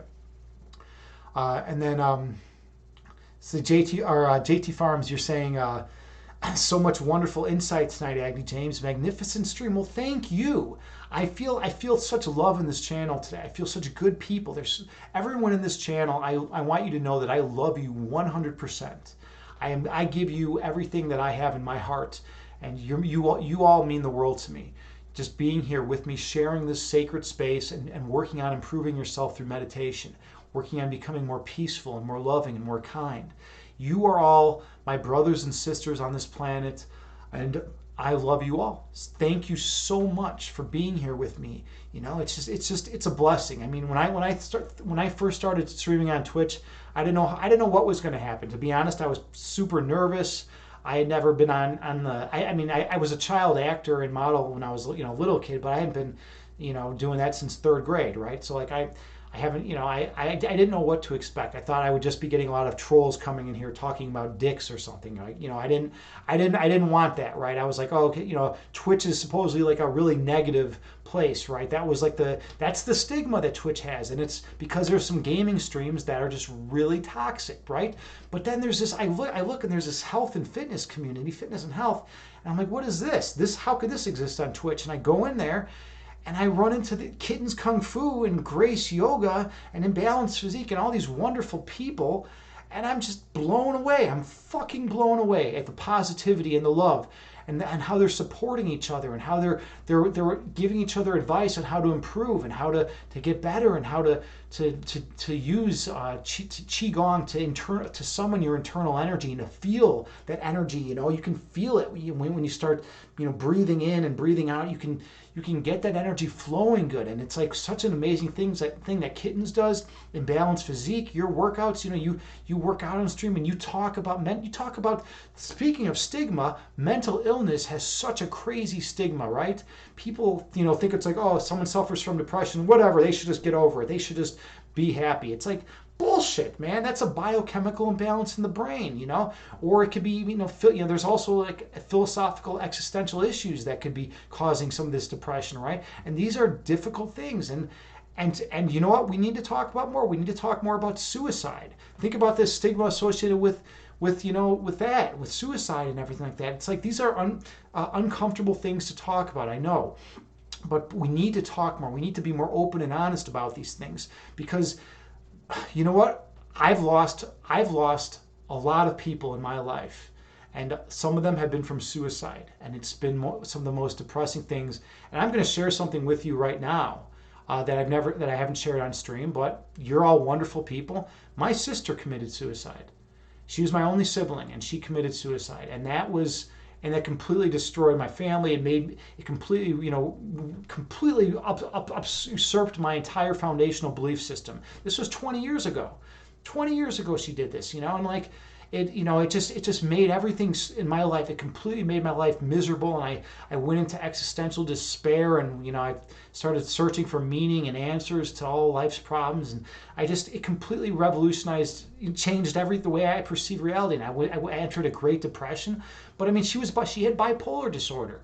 And you know what? If people had known more about bipolar disorder, and if we had better ways to deal with it, if there wasn't such a stigma about bipolar disorder, maybe she would be alive today. And I've had other friends that have killed themselves, and it's like, man, this is a serious problem. This is a really serious problem. We need to talk about these things.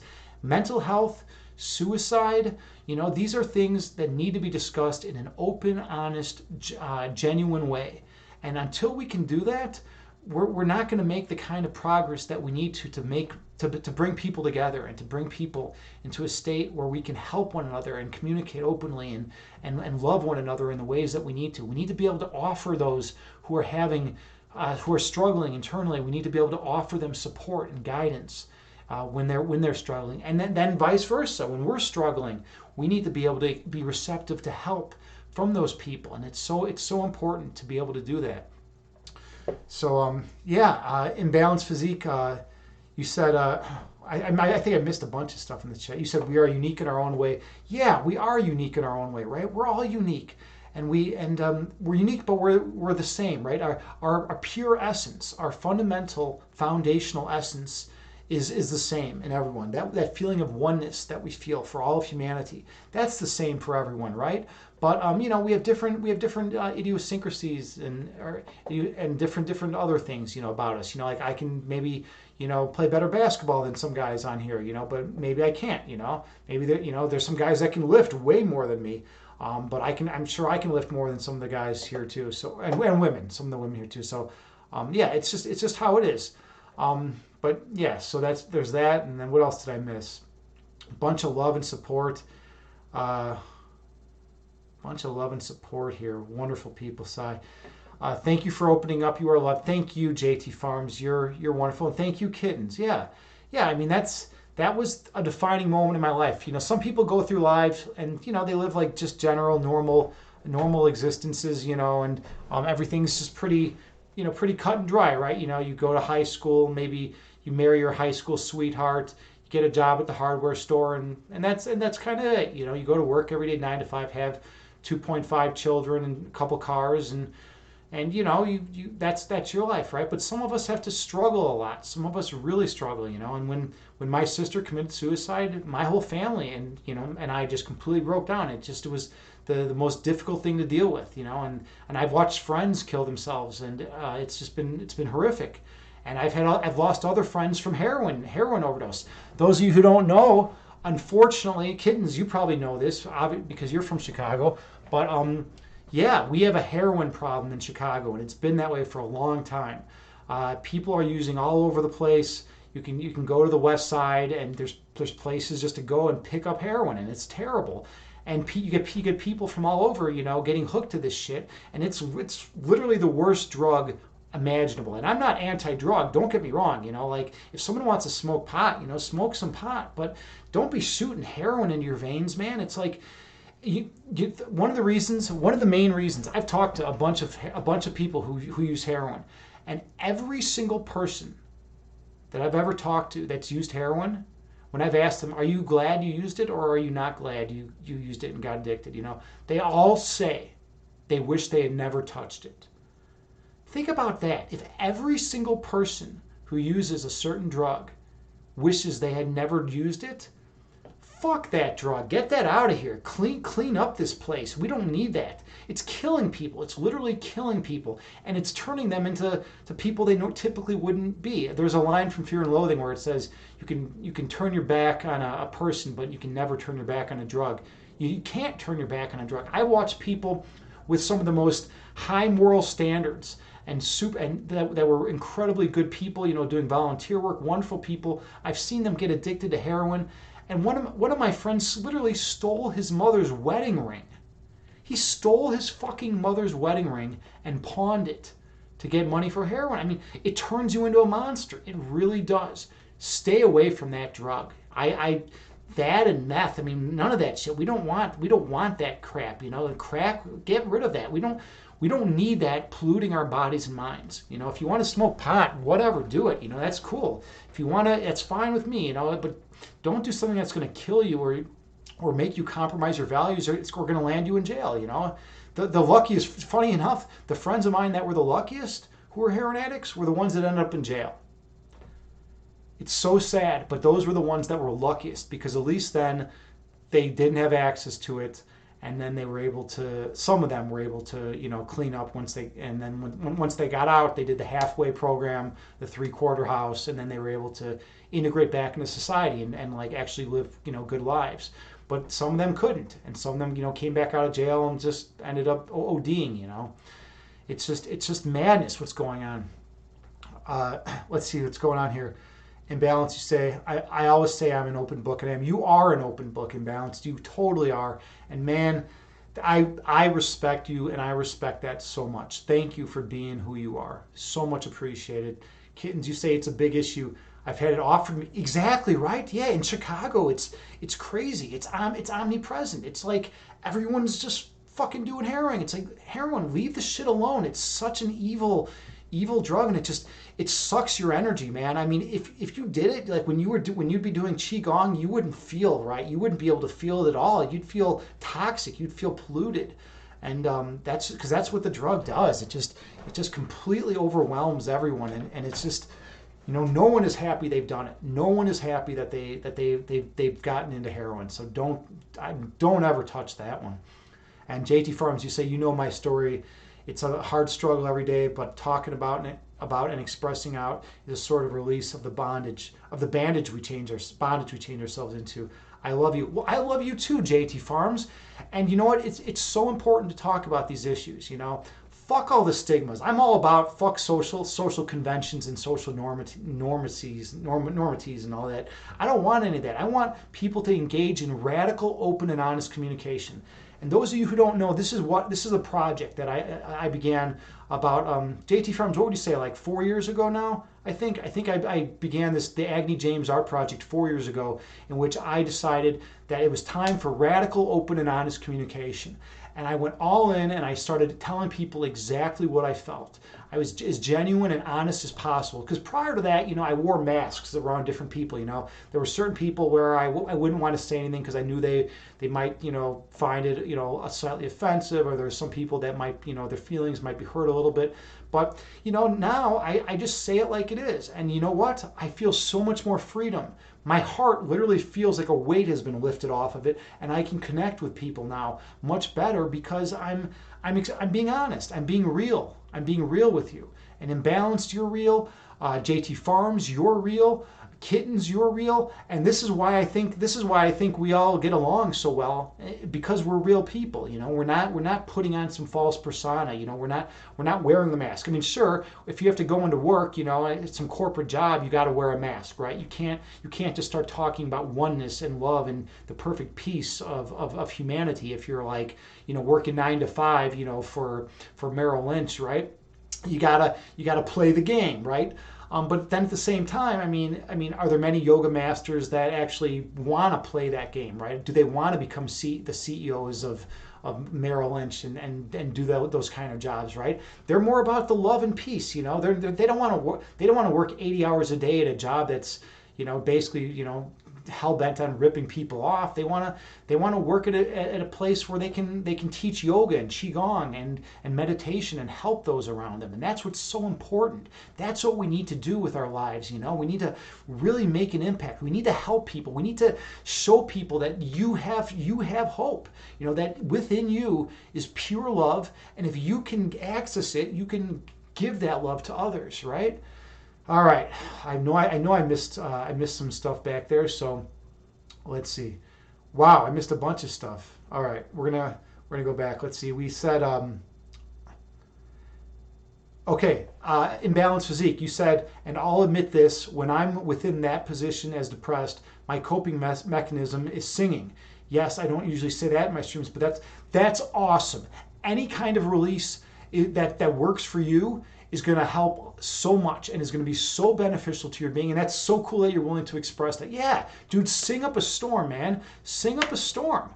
I mean, something that a lot of men don't express is the notion of crying, right? Like, I mean, think about that. Think about the notion of crying. Like, there's and here's another stigma that I like to break through, because I'm a dude. I don't care. I don't care if like what people think of me. I'm not going to allow other people's judgments, affect my overall well-being. If I'm in a miserable state of mind, I'll cry. So what? Crying's a natural release of all that energy, of all that stress and all that pain, right? When my sister died, I fucking cried. I cried my fucking eyes out. I cried and cried. And when I go to her grave and I visit her grave, I still cry. I mean, it's okay for men to cry. That's like a big deal. Like to be able to release it. It's a natural response. There's some research that says that men actually typically don't live as long as women because we don't allow our emotional response. We don't allow for our emotions to show. But if we did show our emotions more, we'd be able to release that anxiety and stress and worry and all that, and then we'd be more free. We'd be more in a more natural, balanced state. So yeah, it's so whatever it is that makes you feel better. If you're depressed, if singing helps, do it. If crying helps, do it. If working out helps, do it. Yoga, qigong, meditation, these are all things that help me, and I value them substantially. These are things that are so dear to my soul because Bikram yoga has basically revolutionized my life. I don't know if I'd be alive here today if it wasn't for Bikram yoga. I've been doing it for over 10 years now, and it just completely changed the way that I feel life. And same thing with Qigong. Qigong is so incredible. And meditation, just do those, do whatever works for you. All right, let's see, where were we at here? Um, okay, all right.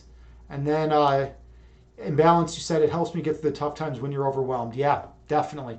Yeah, singing is great, and a lot of people will say that. There's a lot of professional singers that will say that. They'll say, they sing to release all their worries and fears. It's like it is a great release, right? You're verbalizing it, you're letting it go. Or if you're an artist, some people say they release all their pent up, rage or feelings of insecurity or whatnot through their artwork, right? JT Farms and I are poets. We release a lot of our residual, ego stuff and stress and worry through poetry, right? So whatever medium works for you, that's the one you want to use, because that's the one that's going to help you the most, right? So, and by the way, sorry, I know I'm talking a lot. I want to get to everyone's chat. Let's see. Yeah, it's one JT Farms. You said it's wonderful that you found an outlet. We need outlets to find stability to imbalance physique. Yeah, definitely. I'm grateful that you found an outlet as well, brother. Hyperdub, you said you watched alcohol destroy your family as a kid and you stay away from it out of sheer terror. Like when you got run over by a truck and had to stay in the hospital with a busted ankle. I wouldn't even let them give me any pain meds. Whoa! You would. You know what though? You're not the only one. I know people like that. One of my best friends, this guy Rob, his father was an alcoholic, a raging alcoholic, and he never touched alcohol, because he didn't want to be like that. He saw what it could do to someone, and plus there's a genetic predisposition, as I'm sure you're aware of it. So it's like you don't want it, right? And then pain meds, yeah. I mean, that's amazing that you refuse pain meds, because that must have been really difficult. I can't imagine, like, wow. Busted ankle, run over by a truck. That's crazy, man. I didn't know that happened to you. That's wild. But yeah, you refused that because you didn't want to get addicted. Because there's a lot of people that get addicted to. I had a couple friends. That's how they got into heroin. They got in a car accident. They broke one broke his femur, the other broke his ankle, and then they got prescribed OxyContin. And then they were on OxyContin for a while, and then the doctors were like, all right, it's time for you to be off OxyContin. And they tried getting off OxyContin, and they couldn't do it. And then someone's like, hey, well, you know what, try this, try some heroin. This will help you get off the OxyContin. And yeah, sure, it helped them get off the OxyContin. And then next thing you know, they were heroin addicts. And then one of them died, and the other is on the verge of death now. So it's actually really, really sad. But yeah. JT Farms, you said, yeah, imbalanced physique. I would love to catch your stream with you singing as well. That would be cool. And then Hyperdome, you say sometimes it almost feels like society has a conspiracy to get us all hooked on something. It totally feels like that, man. That's a great point. It's like, well, think about it. If we're addicted to something, right? If we're all addicted to something, then our energy levels are going to be lower. We're going to be stuck on these things, and people think, oh well, I'll just use stimulants, that will give me more energy. But the way, I don't know how many of you are aware of this, but the way stimulants work is you use them and they initially boost you up, and you get going faster and you're moving quicker and you're feeling good and lively and strong. But then over time they actually bring you lower, such that you're moving slower than you would have been if you hadn't used them. And so then you need more to boost you up again, and then they bring you even lower, and then more, and then even lower, and then more and even lower. Hey, Midwife Monica is rating with a party of 7. Awesome. Thank you so much, Midwife Monica. For those of you who don't know Midwife Monica, she's an incredible variety streamer on Twitch. She does singing. She plays the piano. She's just a wonderful human being. She does all sorts of stuff. Welcome to Evolve Yourself TV. I am Agni James, and this is my channel. I love guided meditations. I love philosophy. If you like philosophy and meditation, give me a follow. Wow, whoa, gifted a sub. Thank you so much. Who is that? Who just gifted a sub? We have Sebastian Shaw. That's really, really kind of you. Much appreciated. And you're cheering 100 bits too. Thank you so much, Sebastian Shaw 69. That's super, super kind of you. Wow, this has been an awesome day. People have been so generous and so loving, and the 100 bits. This is great. Yeah, we're talking about mental health issues today. We're talking about stigmas, like the stigma of, that you shouldn't talk about, like depression, or if you suffer from depression, or if you suffer from bipolar, or if you suffer from dissociative identity disorder, any of the mental, any mental illness, right? There's like this stigma that's like says that like you're not a strong person, that you can't overcome, your weaknesses or whatnot, and it's bullshit. It's all bullshit. It's been proven false by science. There's actual chemical imbalances in the brain. And you know what? If just like with any physical ailment, right? If you break your ankle, you're going to go to the hospital, right? And you're going to get that checked out, right? If you have major depressive disorder, go get yourself checked out. Get the help you need. And you know what? It should not have the stigma it does. It does not mean that you're weak-willed if you're asking for help. In fact, those who are the strongest are the ones who can ask for help. If you're not asking for help, then that's a problem. You need to do this. Another thing we've been talking about are drug addictions. That's another thing. If you're addicted to like a major drug like heroin, those of you who don't know, I'm from Chicago, and in Chicago we are just overwhelmed with heroin. People are dying left and right. I've lost friends from heroin. I've had other friends go to jail from heroin. I mean, I've seen people die from heroin. It's that bad. And never use heroin. It's just an evil. It's what I consider an evil drug. Don't ever even go near it. And if you have a friend that's thinking of using it, make sure you keep them away from it. It just turns people into monsters, and then their lives end up getting fucked basically. But yeah, so drug addiction, mental health issues, these are all things that are not typically discussed out in public, but they need to be. We got to get rid of that stigma. We have to break that stigma that separates what we can talk about from what we can't talk about. Another thing that we're talking about is suicide. Think about the stigma associated with suicide, right? And I'm as open and genuine and honest as I can possibly be, and so are a lot of the other people that hang out in this channel, right? Kittens Kung Fu, perfectly honest, open, genuine person. He'll tell you it like it is. Imbalanced physique, same thing. And that's what brings us all together. We say it like it is. We don't put up a front. We don't put on a mask. We don't try to pretend we're something we're not. At least when we're not at our job, right? When I'm teaching chess to kids, I gotta act differently, obviously, than when I'm on Twitch streaming. But for the most part, I'm gonna tell you it exactly like it is, right? And my sister, when I was 19 years old, she committed suicide. She had bipolar disorder, and there was this horrible stigma associated with bipolar disorder, and she killed herself. And I've had other friends that have committed suicide.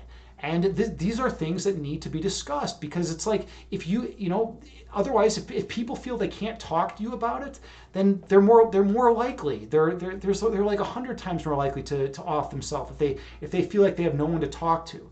But if they have someone they can talk to about their mental illness and about their feelings of suicidal thoughts or whatnot, then they're much more likely to get help. And there's science that shows this. There's statistics that prove this. So if you have any friends that are struggling from any mental health issues, be there for them. And you don't even need to say anything. Just tell them, hey, look, if you do feel like talking, I want you to know I'm here for you. You never know. You could save someone's life that way. You could save one of your friends or family members' lives that way. If I had known what I know now about mental illness, I would have been there more for my sister, and I would have told her, hey, if you need to talk about your bipolar disorder, then I'm here for you. But I didn't understand mental illness. I didn't know what it was. I thought she was just acting weird. I thought she was just, being, really hyper and then depressed. And I was like, well, what is this? What is this nonsense? But do that for your friends and family, and do it for anyone who wants to who needs help, right? All right, we have to go back and check out some stuff. Okay, let's see. We had Midwife Monica rated. That was so awesome. Thank you again so much for that, Midwife Monica. That was super, super appreciated. That was just really, really kind, and it was at a good time. And Sebastian, that was so nice for gifting the sub and the bits.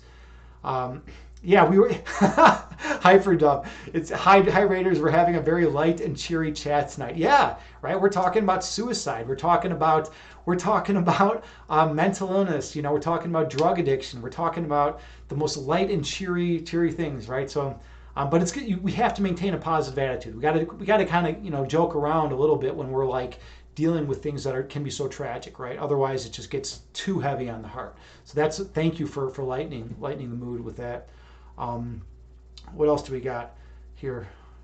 Oh, thank you so much, Midwife Monica.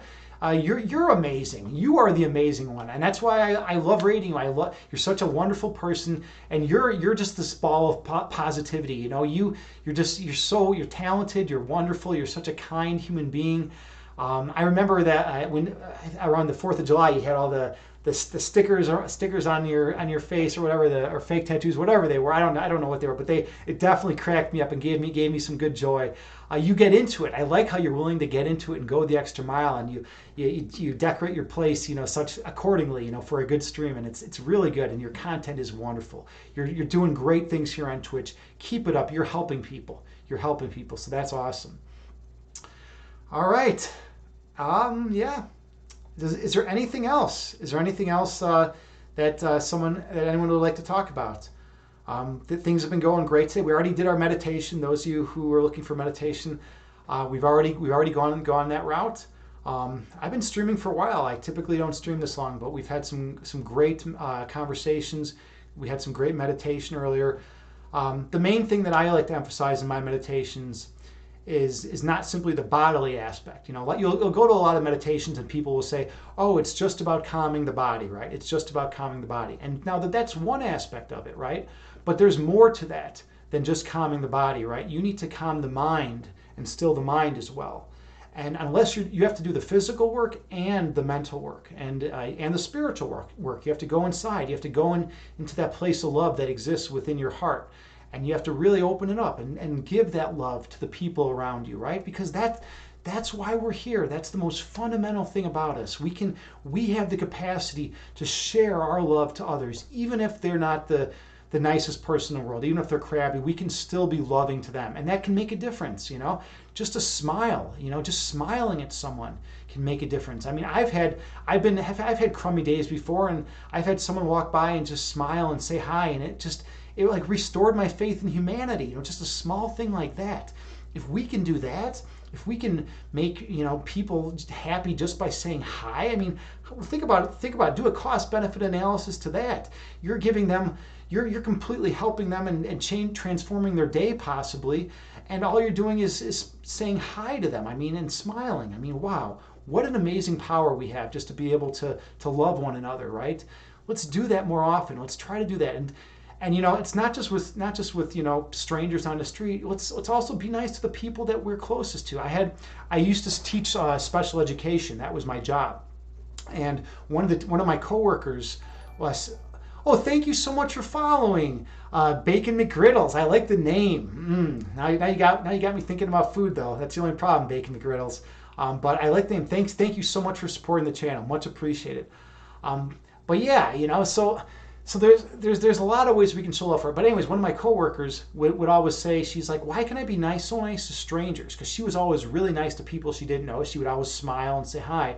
But then to her own family, she would erupt on. And I don't know if any of you out there like that, where it's easier for you to be nice to complete strangers than it is to the people that you really care about. But she used to always tell me about that, and then I thought about that, and I was like, sometimes it's the case too, right? With me, like, people in the family get on each other's nerves. With COVID lockdown, everyone's like, at each other's throats. We're like trying to get at everyone, and it's like we just need to like be nice to the people that we're in close proximity with, even if you have to be locked down, in a small place with them for a long time. Just try to still show them love, because these are the people we care most about, right? Our kids, our parents, our significant other. I mean, these are the people we love more than anything, and we want to be as kind and compassionate to them as we possibly can, right? And that's what we want to do. But we get on each other's nerves and we say things that can be harmful and hurtful at times. And when we do that, then we feel guilt and remorse and we feel bad. But just remember, we're all human. We're all, this is a work in progress. We try our best. We try to go into that place of love when we can during meditations, and not just meditations, in yoga. Yoga, you can do the same thing too. In Qigong, all the internal energy arts, you can go down into that place of love within your heart, and you can feel that love, and then you can express that love outward towards the people around you. And that's what's important. That's what's super important. All right, let's get back to chat. Um, LOL, yes, we have fun. Your kind words really make a difference. Well, thank you so much, midwife Monica. Thank you so much. And like I said earlier, it's not, you don't have to, you don't even have to thank me, because it's just how it is. I'm going to be genuine. I'm going to be honest with you. And your stream is wonderful, and you're positive, and you're a wonderful human being. So that's why I say it, because it's true, not because for any other reason, right? And Hyperdom, you say, I tried being open and caring with family, and they're like, haha, good one, Hyperdome, that's hilarious. Yeah, and that, and that's kind of the thing too, right? Sometimes, I mean, you're someone like me who's got an interesting sense of humor, right? And sometimes if people think you're being facetious, or you're making comments, that are joking around a lot, they might not know that you're actually being super genuine and honest, right? It's like what is it, the sheep that cries wolf? Why can't I think of the name? The sheep that cries wolf, or whatever. Is that even it? That doesn't sound like it. The sheep? I don't know. But anyways, it's some animal that cried wolf. The boy that cried wolf. What am I talking about? Sheep. I don't know why I'm thinking about sheep right. Oh, yeah, all right. But that's another story. The boy that cried wolf. Yeah, right. So the boy that cries wolf, right? He's same situation with him. So like, if you're always joking around, then people don't know you're serious. It's like, hey, but I want to tell you something super serious. I love you, and they're like, ha ha ha, so funny, real funny. And it's like, no, I really mean it from my heart. I love you so much. You've been such an incredible parent or child or spouse to me. Thank you so much for all that you give me. And then they're like, oh yeah, that's a funny joke, right? So then you got to really like be more tactful and find a way to like actually show them that you care about them, and that you're not just joking, right? Because that can happen, right? Miscommunication happens all the time. Look at this planet. I'm a firm believer that most of the problems that arise in all of humanity are the result of miscommunication. Right? Think about that. If you could truly understand another human being, if you could truly understand that they're just like you, that they have that place of love and light in their hearts, and that is their essence, and if you can connect with that, then there's not going to be any disagreement. I mean, you're going to be able to work together towards a common goal, and you're going to unite. Right now, we were talking about this earlier, our society is so divisive. And I live in America. At least that's how it is in America. I don't know about in the rest of the world. Maybe those of you who are in other countries could help elaborate on that. Whether it's very divisive, like in the political spheres and just in general. But in America, everything's like super divisive right now, and I'm calling for unification. We need unification, even if it's someone that holds a belief set, that holds ideas that you don't like. It's like, it doesn't matter. If they hold ideas you don't like, you can still feel love for them and feel compassion.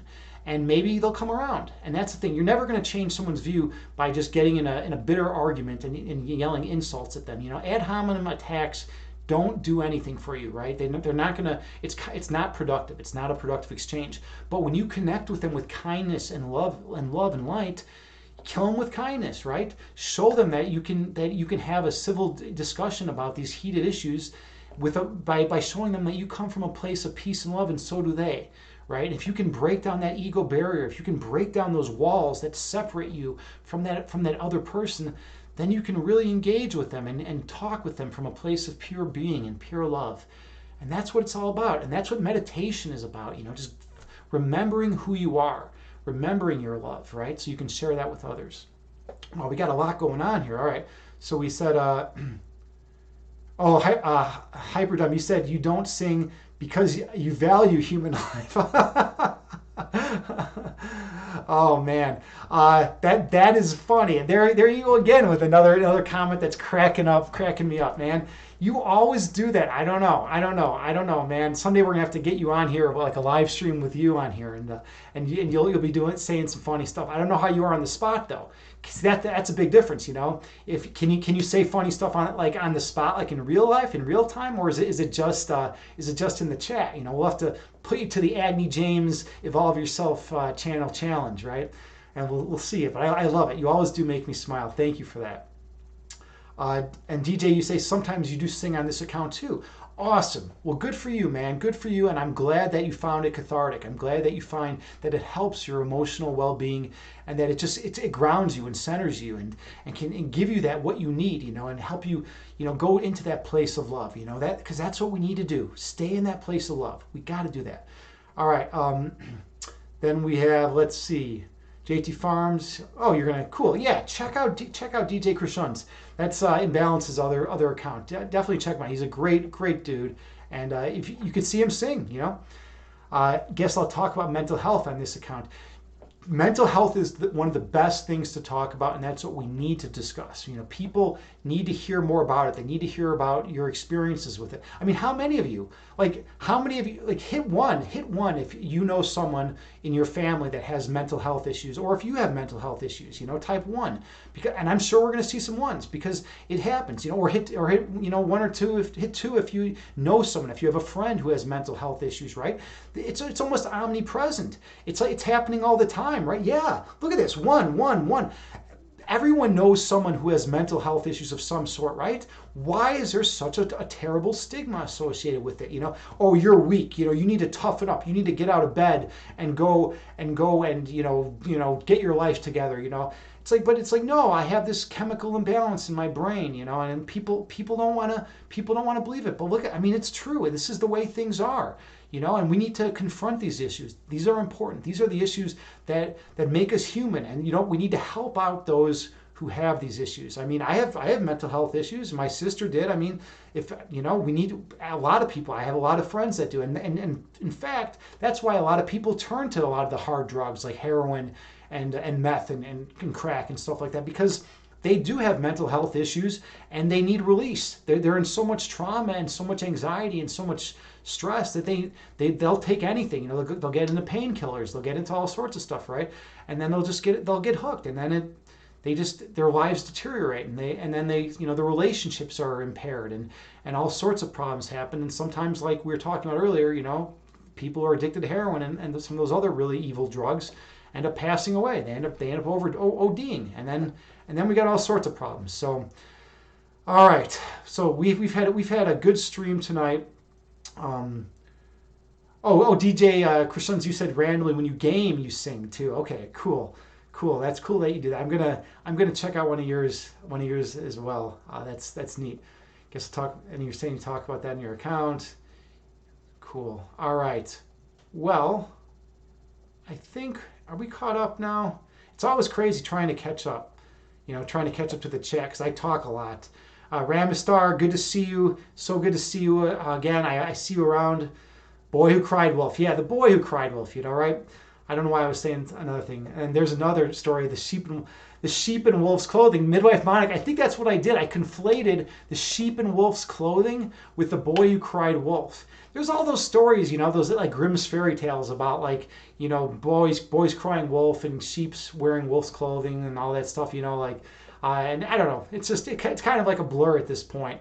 When you read all those fairy tales, you just never know. Hyperdumb, you said, be ruthless with systems. Oh, I love that. Michael Brooks. I'm writing that down right now. Hyperdumb has been having me write down some good things to say. Where is it? That is Michael Brooks. I've never heard of Michael Brooks, but I'm definitely going to check him out because that is incredible. That's incredible. Michael Brooks. I don't know where that quote came from. I know it came from Michael Brooks, but I've never heard it before. Usually, I can hear. I've heard some of these good quotes before. That's perfect. Yeah, and that's exactly what I agree with. Be kind to the people, and even if they're in an opposing system, right? Because that's how you win them over, through love and kindness. You don't win them over through hate. If you come at someone and attack them, they're never going to listen to what you say. They're going to be on the defensive.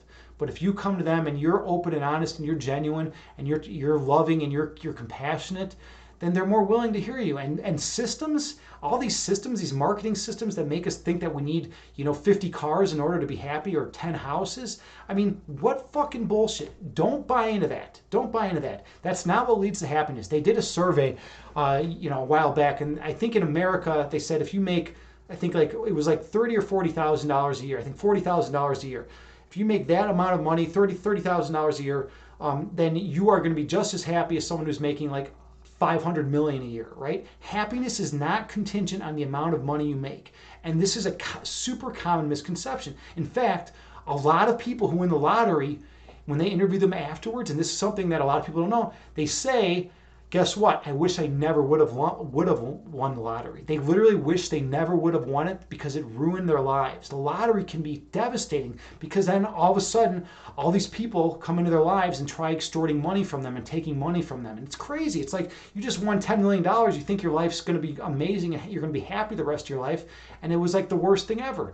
So keep that in mind too. That's another thing to think about. All right, where are we at?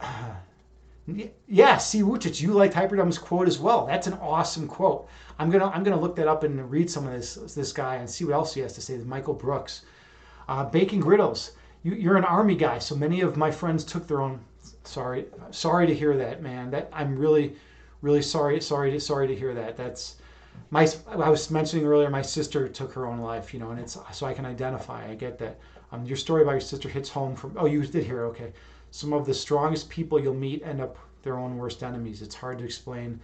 When you're developed to take lives, sometimes you learn to take your own. You guess. Yeah, it's a really sorry state of affairs, and they need to do more for people in the military. I can't imagine what you've been through. I mean, I have a good friend in the Navy, and she's been through a lot. I mean, it's just, and especially if you're in a war, and if you're like literally having to murder people, if you're having to kill people. I mean, think about how traumatic that is. That's just, of course. I mean, it's gonna have severe psychological consequences on your being. In fact, I would say a normal human being would have those kind of effects, right? If you're out there murdering people and you're not having any feelings of strife or angst within you, then you're probably not normal. So but yeah, so it's gonna take its toll on your heart, right? It's gonna take its toll on you if you're out there and you're having to hurt fellow human beings. I mean, that's tough, and there needs to be more support for veterans and for people who have fought in these wars, and for people who have mental health issues resulting from PTSD. People don't talk about PTSD as much. I mean, a little bit, like at VFW halls and stuff like that, they'll talk about it. I have a friend who makes prosthetics for people who were in wars and lost limbs in wars, and she's always telling me stories about how these people were out there fighting for their country, and they've lost limbs and whatnot, and and they're great people, and they're such wonderful, amazing human beings. But they just want someone to talk to a lot of times. If they just had someone to talk to, someone who understood who they truly are, someone who would just hear them out and hear what they would have to say, that would be so beneficial for them. But a lot of times they feel like they're not allowed to talk about it. There's this stigma, this horrible stigma about what you can say. It's like, oh, I have PTSD. I was in a war, and it's like if you say that, you're looked at as weak or something like that. What bullshit. I hate whoever created these social conventions about how men can't discuss like important mental health issues because they're considered weak. Like that's literally killed a lot of people. A lot of people on this planet are no longer here because they murdered themselves because they had no outlet, because they felt they couldn't talk about it. And not just men, women too. There's you're not supposed to talk about certain emotions and certain feelings, and that's horribly stifling, right? That kills the soul, and it just then everything bottles up inside and it just explodes. Either you hurt someone or you hurt yourself, and it's terrible. It's a terrible thing. But then sometimes you can find outlets, subluxation, right? You can do art and poetry and, singing and physical activity, right? You can do other things to help work through it. Yoga, meditation, right? There's other avenues in order to express mental health, any angst that you have, through mental health. And then sometimes you just need flat out medication. I'm not a big advocate of medication generally. But there are, mental illness is a mental illness. And if there's a chemical imbalance in your brain, sometimes you have to take something to correct it. And that's fine. That's perfectly fine. And there should be zero shame in that. Zero shame. One thing I don't like about the AA program is that I know they give people shit sometimes, depending where you are. They'll give people shit if they like are on like bipolar meds or mental health medications. What the fuck is that? That's insanity. These people were alcoholics probably because they had mental health issues and they were trying to cope with their mental health issues through drinking, and then they're trying to get off alcohol, and then all their mental health issues are resurfacing, and now all of a sudden they start taking like Prozac or something, and they're getting shit from their AA club about it. Like what's wrong with those people? Like be supportive, be loving, because that's what's important. You want to be helpful to these people, right? Okay, let's see what else we have going on. You said our country will talk a big game about supporting the troops to send them into harm's way, but when it comes to supporting veterans, when they have to deal with the cost of their service, yeah, no, you're absolutely right, Hyperdumb. Absolutely, it's so funny how like one of the smartest guys in the chat, like his name is Hyperdumb. I love it. It's perfect though. It's like I was telling that the other day. My one of my other usernames that I use is ignorant. Except I misspell it purposefully. I spell it Ignerant. So it's kind of like plays off that. But yeah, so one of the smartest people in my chat is hyper dumb, but it has like the most important things, some of the most important things to say, and it's awesome. Thank you for being here, hyper dumb. I appreciate it. And you're right. We don't support them, and when we're willing to send them out for them to lose their lives, for these 18-year-old kids to fucking get shot in the face and get brain damaged or lose an arm or lose a leg, but we're not supporting them when it comes down to it. We talk a big game, but we don't actually do it. So like you're absolutely right. And then Bacon McGriddles, you say, thanks, man. I really appreciate all the stuff you say. It's nice to hear. Yeah, man, absolutely. You know what? It needs to be said. That's the main thing. This is stuff that needs to be said. People like to be hush hush about polemical issues. Oh, it's controversial. Oh, there's a stigma associated with it. I don't want people to know that I'm bipolar because that would mean I have some kind of weakness or illness or weakness or whatever. But it's like, no, these are things that people need to hear about. PTSD, that's a serious thing. That's a very serious thing. When my sister killed herself, I had PTSD, and I probably still do. That shit lasts. And I've learned ways to cope with it. I don't like medications either, man. But it's sometimes you got to do it. And sometimes it's just temporary. Sometimes you use something for a little while, and then just to get through the initial stress and strife of the whatever issue you're going through, and then you can get off it. You can wean yourself off it. But yeah, I hear what you're saying, man. You hate the medicine. It's awful. Makes you feel terrible.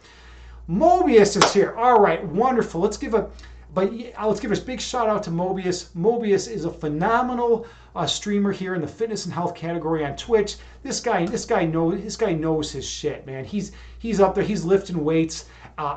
He's attracted to hear this because he's a genuine, honest person. Mobius, we were talking just a little while ago about how a lot of open, honest, genuine people who say it like it is, come to this channel and we talk about things because it's important. It's important. What we're currently talking about is mental health issues because there's this big stigma, right? About mental health issues, and there's a big stigma about suicide, and we're talking about suicide a lot today too. And because people don't like to talk about these are uncomfortable issues, right? But you know what? We're men and women, and we can deal with this stuff, and we can talk about this stuff, and we're not going to be afraid, right? We're not going to be afraid to discuss this stuff. I'm not going to let fear of judgment, fear of what other people think, control what I say. Let's talk about suicide. Let's talk about mental health issues. These are important things. Drug addiction is important. I was talking earlier about.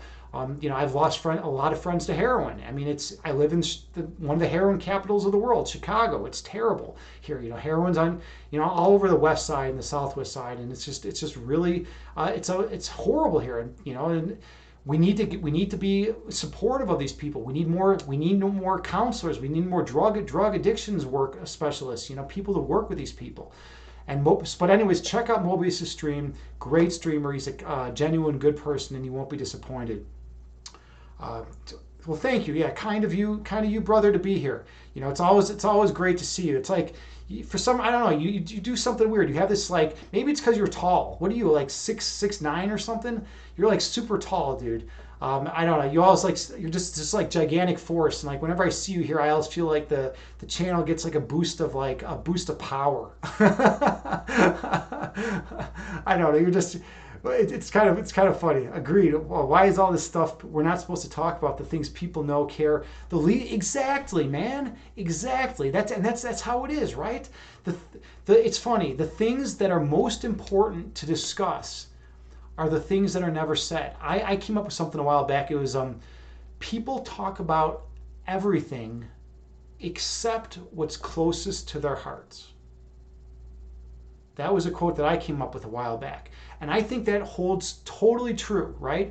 People don't want to express how they truly feel within their hearts because it puts them in a very vulnerable state, right?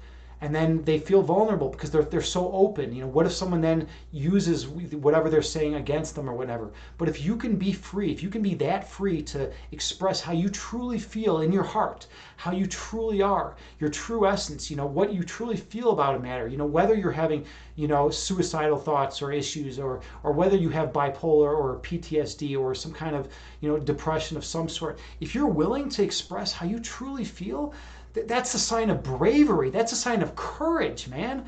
I mean, it's like the people who come forth and talk about this, those are the people that I respect. It's the people that are too afraid. But it's not that I don't respect the people that are too afraid to come forward. It's just that society has failed those people. Society has absolutely failed those people because it made them feel that they couldn't come forward and speak their minds.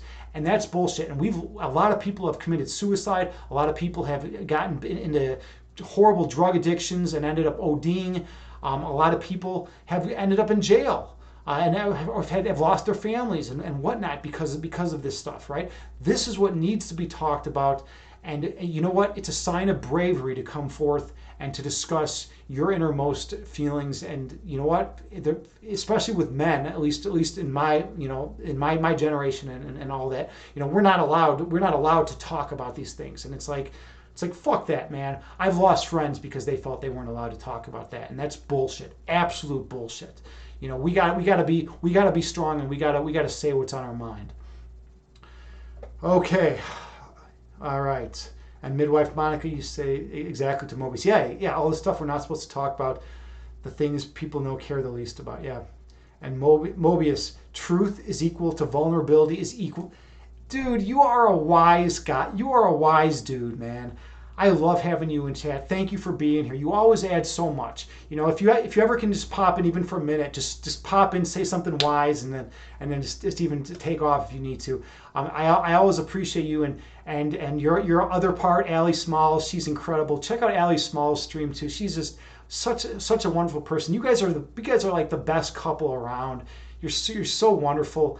Such kind, good people, and you're Canadians. I'll give you a pass on that. You know, it's you know, you got the Canadian thing going, but I'll give you a pass. You know, because I'm a Kokona American. You know, I'm the I got to be the embodiment of the American culture, right? You know, actually I'm like the anti-American American, but I mean, you know, I like what we have here. I like the country.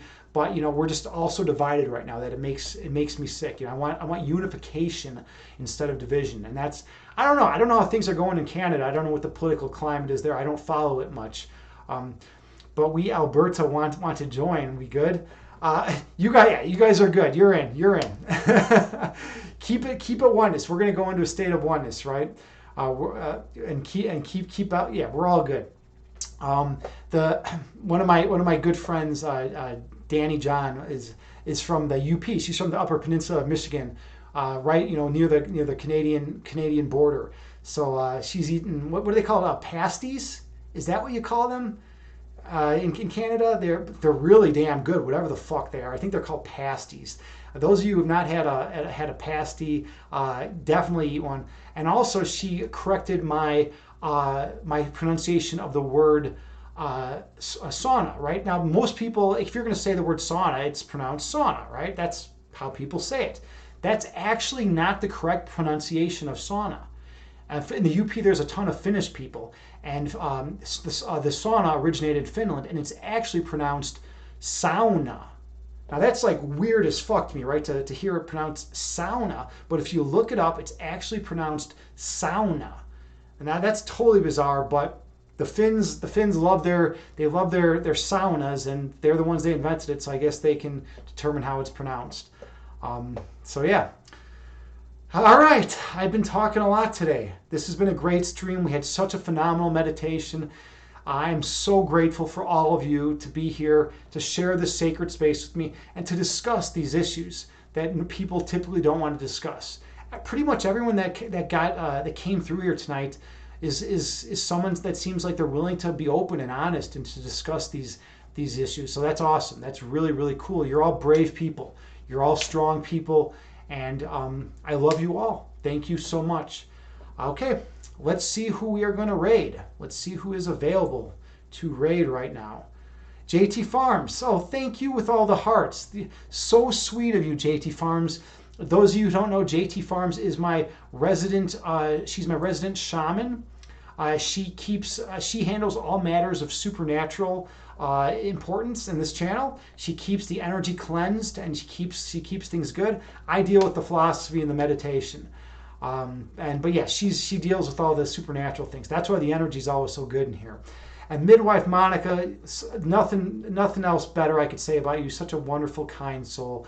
Thank you for all you do and all your streams. You're helping out people, and yeah, just keep it real. Keep it real. That's, do what you're doing. You're phenomenal. And Kittens Kung Fu. I could spend a whole episode saying nice things about Kittens Kung Fu. Everyone here knows you. Everyone here loves you. Just definitely, if you haven't for some reason somehow slipped through the cracks and haven't checked out Kitten's stream, definitely do it. The dude is just pure love, pure energy. Such a kind guy, wonderful dude. Check out his streams. All right. Well, thank you all so much.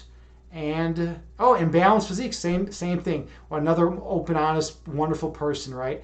Super kind person. All right, so I'm having a little bit of an issue. I don't know who to raid today. I'm trying to figure this out. Let me open up another window. My raid window is not working right now. So let's see who's on. Oh my God! I know I'm having a tough time finding someone to raid because I don't know anyone who's streaming right now. Can someone please give me some advice of who to raid, like JT or Midwife or Mobius Kittens, Imbalanced? Who's on there that I can raid? Someone preferably who's positive. That's the main thing. I want to try to someone who's maybe doing art or music or something in the health and fitness and health category. I want to do something positive because I don't have any of the people I usually raid. They're not on here right now. Let's see. Midwife Monica, you said Aralina is an amazing. Thank you so much. Let's rate her then. Let's give her a shot. All right, let's do it. Ariliana. Okay, we're gonna go with this Aralina. I don't know. I've never rated her before. I don't know anything about her. But if midwife Monica is you're gonna vouch for her, then I'm definitely going for her. We're gonna give her a raid. Oh, she's a big dog. 2.6 thousand viewers. All right. 2.6 thousand viewers. She's a big dog. All right. Maybe she won't even see it, but regardless, if you're gonna vouch for her, then let's definitely do it. Let's give her a raid. Give her love. Give her all the love in your heart. And be free with your love and energy. Talk about those things that are uncomfortable, mental health, suicide, mental illness, all those things, because we need to discuss those things. Namaste to all of you. I love each and every one of you. All right, let's give her a raid. We're going to raid her right now. Thank you all so much for sticking around for this stream. I know the stream went longer than usual, but I had a lot to say, and I think we all did. So thank you all so much. Namaste.